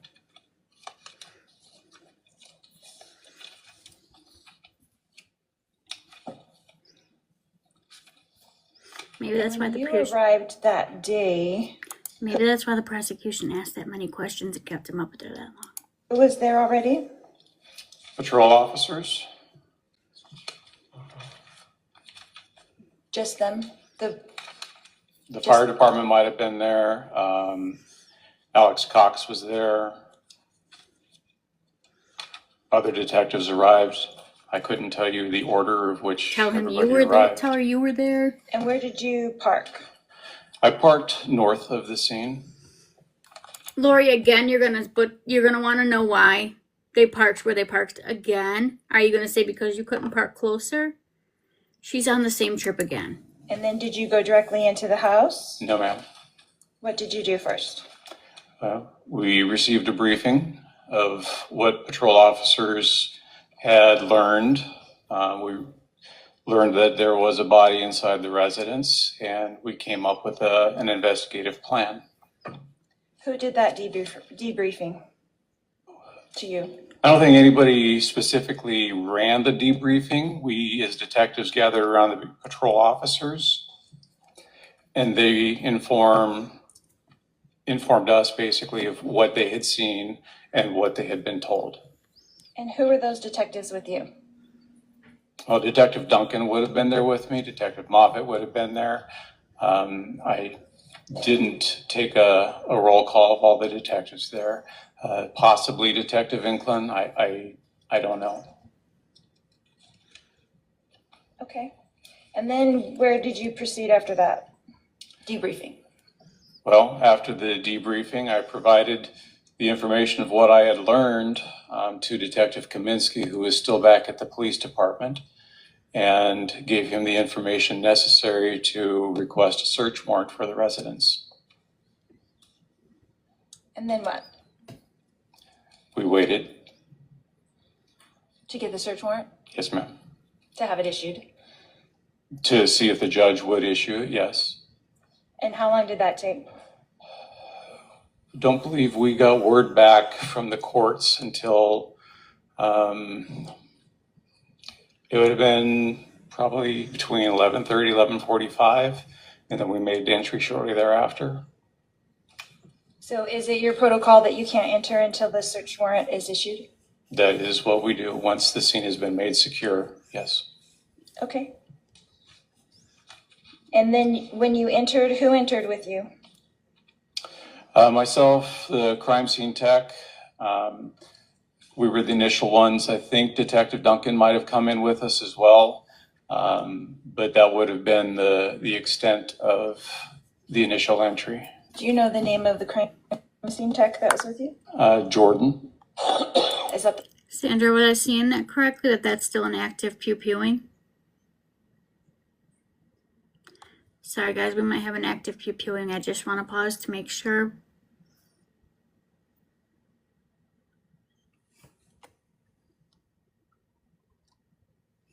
Just a second.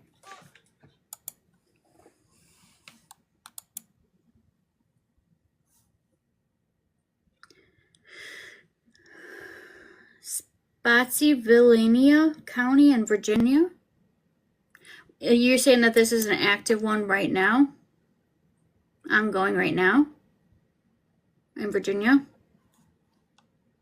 Near Fredericksburg?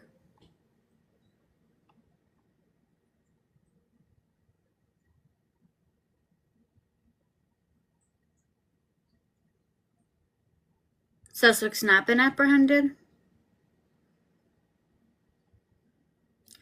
3 people lost their lives and another 3 injured in a shooting in Spotsylvania County, Virginia.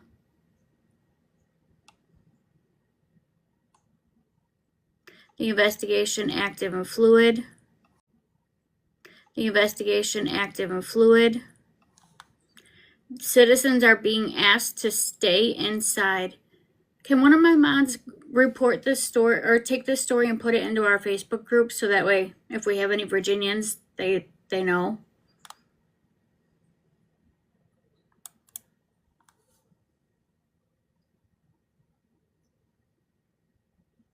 Whichever one of you want to do it. the last name or first name? The last name. Thank you, Sandy. And then what did you do after that? Well, after that, we continued to go with our normal process of having photographs taken. I did the lizard Q spheres. I completed getting information necessary for the diagram that was presented. Can you post the link for that article in our Facebook group so that way if we have any Virginians, they know to stay, not to go out, to shelter in place? Thank you so much. And continue to just do our job. So is that protocol to do photographs first? That would be our protocol, yes. And then what do you do after that? I know that you were searching for the blood in all the rooms. When did that occur? That occurs after the initial photographs are done, and then we can walk through and look in the particular areas that's been photographed already. Okay, so the photographs are finished and then you guys kind of walk through. Or at least finished in an area that we can actually walk through, yes. Okay. And then when did you set up the tripod after, how long after that? So the tripod was set up after the area had been photographed. So that way I wasn't interfering with anything. And that way we're not having the tripod in our original photographs. Oh, right. Makes sense. I agree with you. And do you think, so Detective Duncan was with you going through the house? I believe he was there, yes. So it was basically the two of you or three of you going through room by room? I or called were that you too. split up, or how does that work? He's not her fan. We would have divided and conquered a little bit to make the search a little bit more expedient. But that, again, you're slowed to the time frame of what it takes to do the overall photographs. So the photographs took about how long? I don't ever look at my watch to see how long it takes because it's a big house, as you're aware. And I let the crime scene tech do their job. I don't push them and tell them that the TikTok, there's nothing like that. It's do your job, we'll follow along. Okay, and you guys started that process at about 11:45? I think the actual time would have been closer to noon that we would have started that process. Whatever she's trying, she's failing, in my opinion. And about how long did it take to go through the whole house, and about how long was that process? Again, for me, I don't document how long it takes for any particular task because each scene is different. I just focus on doing the tasks. I rarely take a look at my watch to see how much time I'm spending on it because I want to do the job. I don't care about the time it takes. And you did not pick up any of the evidence that was marked. That wasn't part of your protocol, is to take the evidence into custody. Is that correct? Most of the evidence I did not pick up, correct. And whose job is that?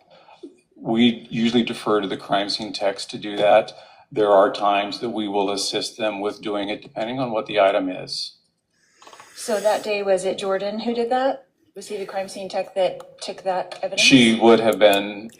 If there's ever something pointed away and you're not sure why it's pointed away, feel free to shout at me, respectfully though, because I didn't know I still had it turned away. I'm so sorry. The one that was collecting at our direction, yes. And so you kind of pointed out as the detectives, and then they pick it up and. Oops. Correct, because they're trained how to handle evidence, how to package evidence, how to process. So we work in tandem together. We're the investigative body, and they're the scientific portion of it. Makes sense. Okay, what time do you think that well, let's ask this. After you're done with the photos, and then you're done with checking the house, and all of the evidence is picked up and logged, then what else do you do at the house? What else did you do at the house that day? Well, you just bundled that up into like tiny little package, but it took a long time to get to the point that you're talking about.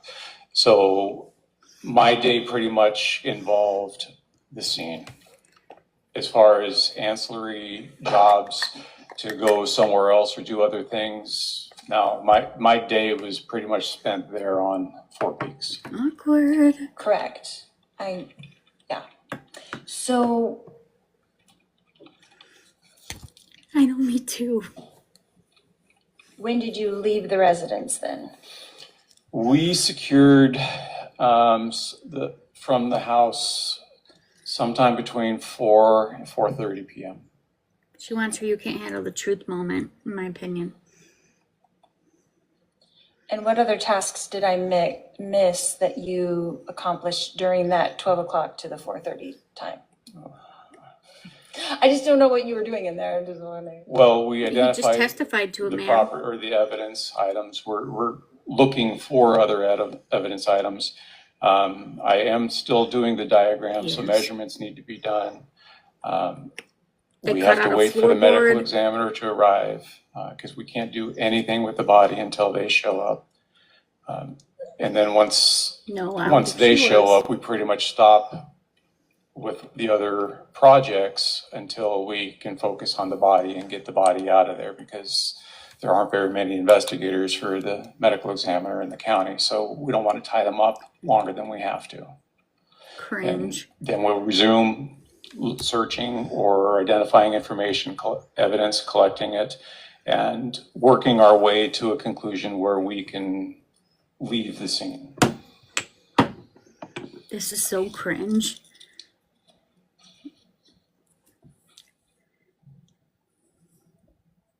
Secondhand embarrassment So after activated. searching the whole entire house, did you guys search the backyard at all? It was searched. Did you do that or did someone else do I that? did not. Who would have been in the backyard searching? It would have either been another detective or we would have asked an officer to do it. And what would they be looking for? Any blood evidence, anything to indicate, based upon the information we had of the event that took place inside the house.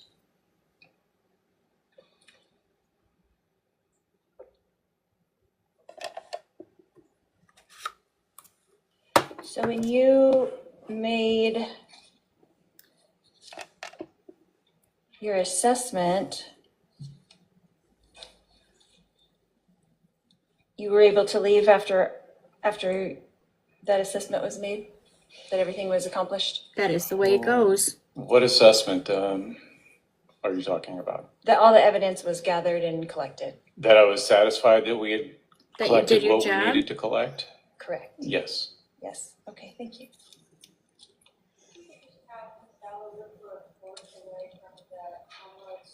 Oh, is it showing? Oh. I'm sorry. Yeah, that's, actually, let's just turn that off until we need it. Thank you. They were saying they got to turn off the images. They don't need them anymore.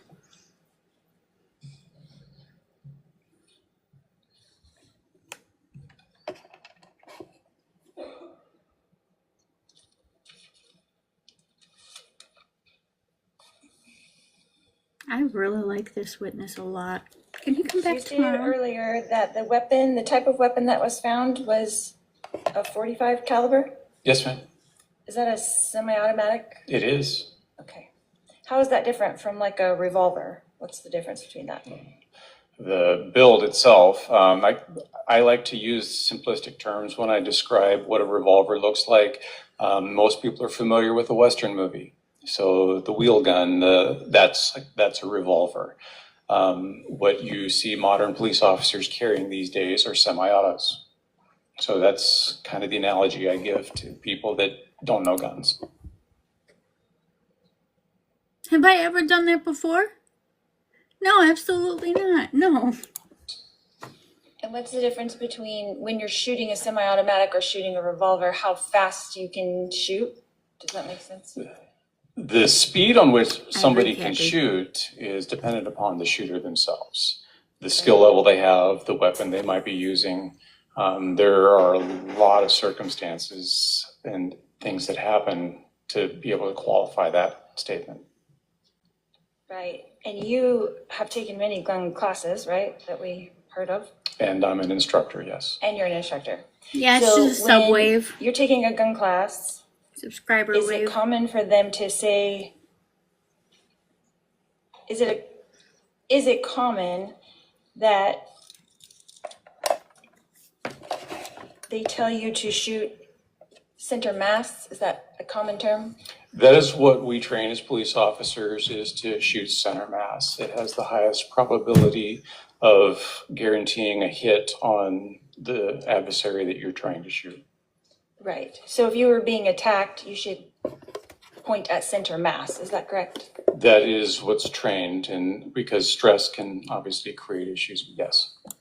The only reason we were on a subscribers live only this morning is because I was doing the zombie face mask and I wasn't comfortable for the world to have access to that. That's all. Is it a common term to say to center mass? No, In that training? that is something that I've heard, but I wouldn't classify it as common. Would Nor you is teach that in your class? It depends on what class is and what we're actually doing. If it's standard officers, no, I don't tell them to always shoot to center mass, no. If it was a novice who was like taking a gun class for the first time, would you teach them that? No. What would you teach them? You would teach them to shoot till the threat went away. And that can be with one shot. It can be with more than one shot. Okay. what she's doing here, in my opinion, is saying it's common for her brother to aim right at the chest, center mass.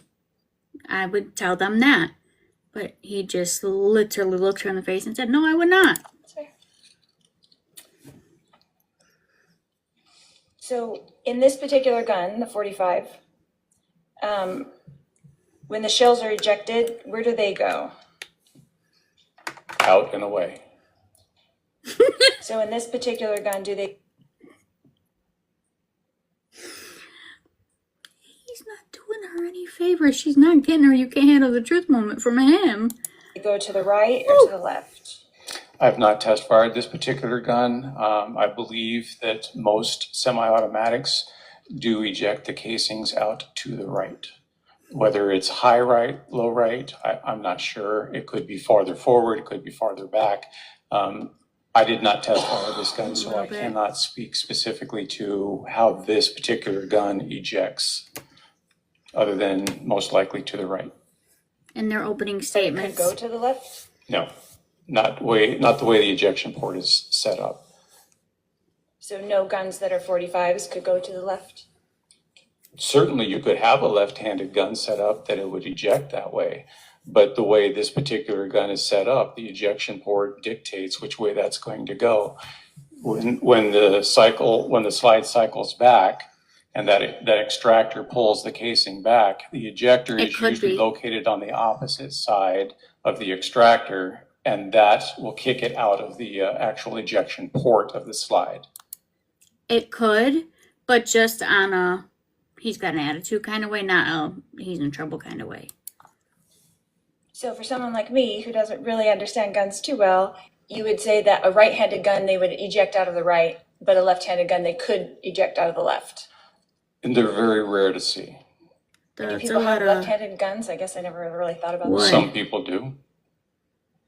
If you're left-handed, you'd want that, I guess. Okay. So in this particular case, when you said in your report that the shells bounced off the wall, they had gone to the right, like they were supposed to. Is that correct? That is what I was operating off of, yes. And then they would have bounced to the left. Yes, because that makes sense. And they would have landed to the left of my husband. Is that where they were found? Along the west wall. Okay. Have you ever heard the term over, KILL? Keep in mind, good count, Jamie, good job. I forgot that, so thank you. Keep in mind, they said he was standing. He was the threat, but the second shot was pointed downward when he was already on his back. But how close to the wall were they found? The pictures show where they were found. They're relatively close to the wall, inches away. I was going to say inches, Yes. not feet, but inches. Correct. And so would that be a normal trajectory from hitting the wall to where they landed? I am not surprised by seeing that, yes. According to how fast they would be going. How fast does a casing come out of a gun? I don't really know. I've never chronographed a casing coming out of a gun. I've only chronographed bullets. So I have no idea how fast a casing comes out. It doesn't come out with enough force to really hurt anybody. She's So really there trying any here. divots in the wall or anything like that? Because There could be microscopic divots, but it'd be very difficult to find. and you didn't find any that were visible to the eye. Nothing that's caught my eye, no. Come on, Nancy Drew, where are we going with this?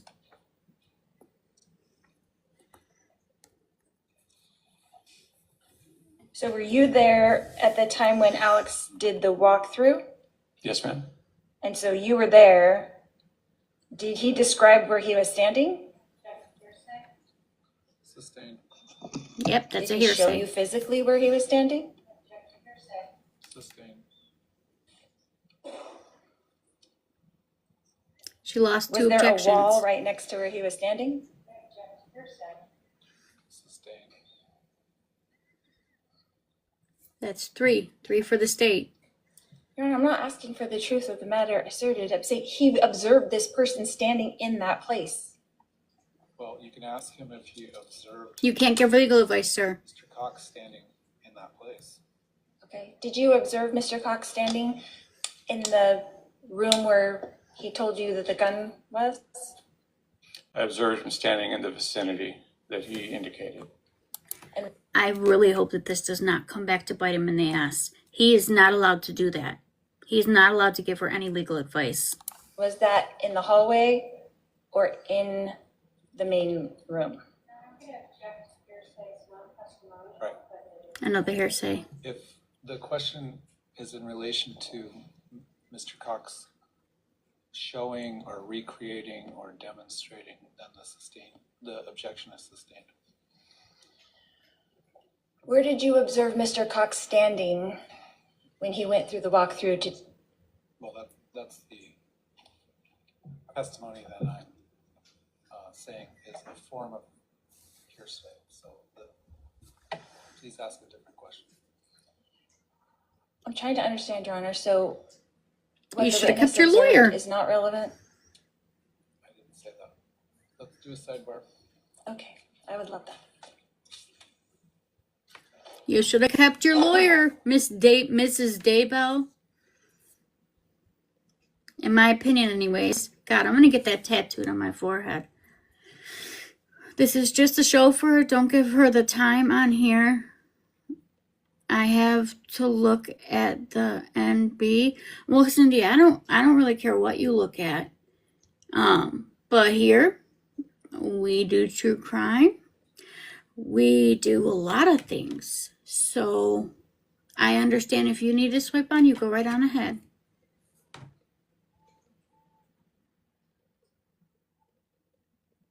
Well, I didn't like the NBC Dateline interview either. I thought it was a waste of time. But if you don't want to look at her, you don't have to.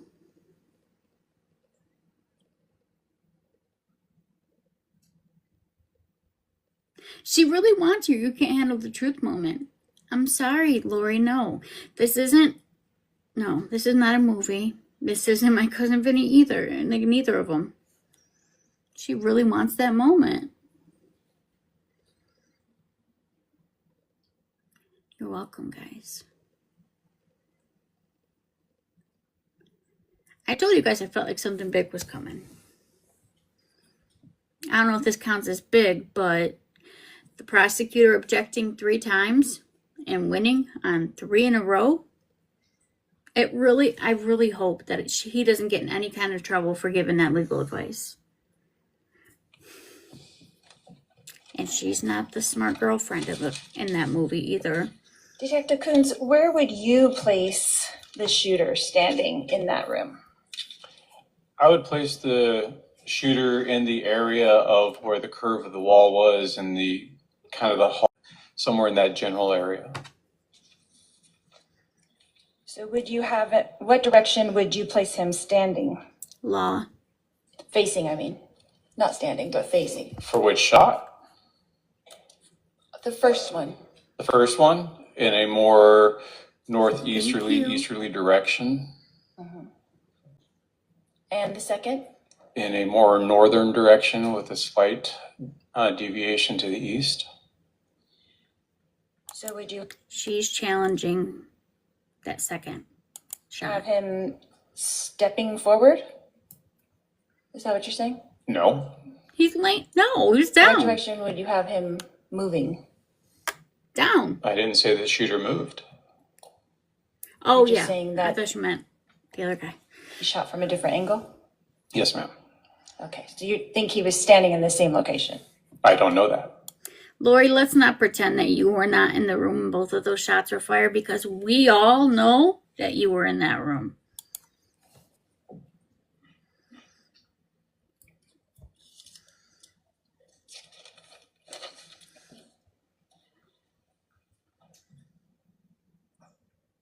So according to where you put him standing with the first shot, the casing bounced off of the wall to the right and landed to the left. Correct. And then where you have him standing in the second shot, the same thing happened. Approximately, yes. And how far apart were those casings found? I don't have the specific measurement of how far apart they were. They were a few feet. I would love that. They're a few feet apart. Yes. So if he was standing in the same place, would they be a few feet apart or would they be closer? It depends on a different amount of things, like how was the gun being held? Was it canted to the side? Was it not? What the angle was. Could the shooter have moved? A little, but it would have been the same general vicinity. But you said he didn't move, according to you. I said I didn't say he moved.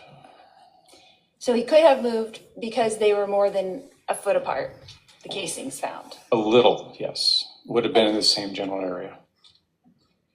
So he could have taken a couple steps. Perhaps. Could have slid the body sideways. That's what you get when you ask open-ended questions. It could have been done in a short area. And is that... That's why you keep your lawyer. You ask open-ended, stupid questions, you get open-ended answers. That common in, I don't know with shooting, if it's that common with someone to shoot once and then move and shoot again? I'll sustain it on speculation. In your experience as a firearms expert who fires a lot of guns, right? Would that be a common thing to do?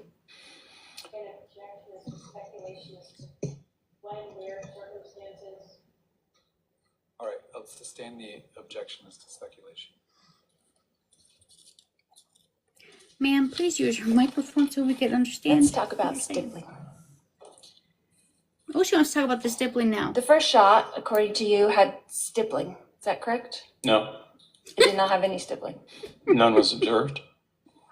And the second shot? None was observed. No stippling was observed. Correct. Is that what's in the ME's report? I believe so. Second-hand embarrassment. No stippling?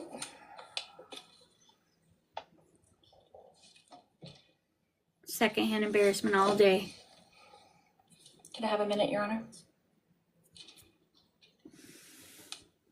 Not as easy as it looks, is it, Lori? It is. It is her show. I truly believe it is. I truly believe it is. Remember, as she said on Dayline, they're still going to be exonerated, her and Chad both. And then they're going to ride off with their 144,000 people that they plan to save, and that'd be that. Don't worry, I'll be uploading it after. It takes quite a while to upload over 6 hours of a live. So last night one, I stayed up till 1 in the morning trying to download it onto my phone. That's why only half of it's there. The autopsy, that Emmy didn't say anything about stippling? I don't recall any mention about stippling. And you didn't have a discussion with him about it? We will. I'll put it on my YouTube. It's under the same name. The link's in my bio. Would have if he'd observed any. And so if he said that to someone else, you would be surprised? I don't know what he had in his notes. I didn't author his report. Can you describe stippling for us? What For that you? is? Sure. It's Now that we basically a combination of particles that come out from behind or follow the projectile as it exits the barrel. A lot of times it's partial burned or unburned powder, and it's a short distance phenomena, so the person has to be extremely close for the pattern to actually present itself in the particles embed in the clothing or the skin. Are you saying about So Chad if stippling Berta? was found, how far away would the gun have to be from the victim That depends on the gun. on this 45 semi-automatic? I am not an expert on the stippling patterns. That is something that we would have to send to the lab for. And what they would do is they would test it with witness panels at different distances to give that information. He just admitted he's not the expert here. No, Chad He was found guilty and he's on death row. Is there an estimate? That's where it would come in. Usually the medical examiner, if they observe stippling, will give an estimate of close or contact. So would you be surprised if he said 2 to 4 feet? If that's what he says. That if there's stippling, then the gun would have to be 2 to 4 feet. It's possible, but I wouldn't hold my hat on that, no. I would have to have the gun tested for that. Babe, can you come here? Okay. Is this a good spot to break for the evening? Sure, Your Honor. I mean, I'm not cutting you off. If you want to ask a few more questions, that's fine. Nope. That's fine. All right, we'll take our evening recess. Members of the jury, please remember the admonition. I'll remind you to specifically avoid any outside information. How many points for Lori today? Outside this courtroom. And we'll see you tomorrow at 10:30 a.m. Thank you. I'm seeing 0 points for Lori today out of this at all. And I'm seeing at least 3 for the prosecution. If we're looking at it the way that I think Lori's looking at it, which is in a comparison competition.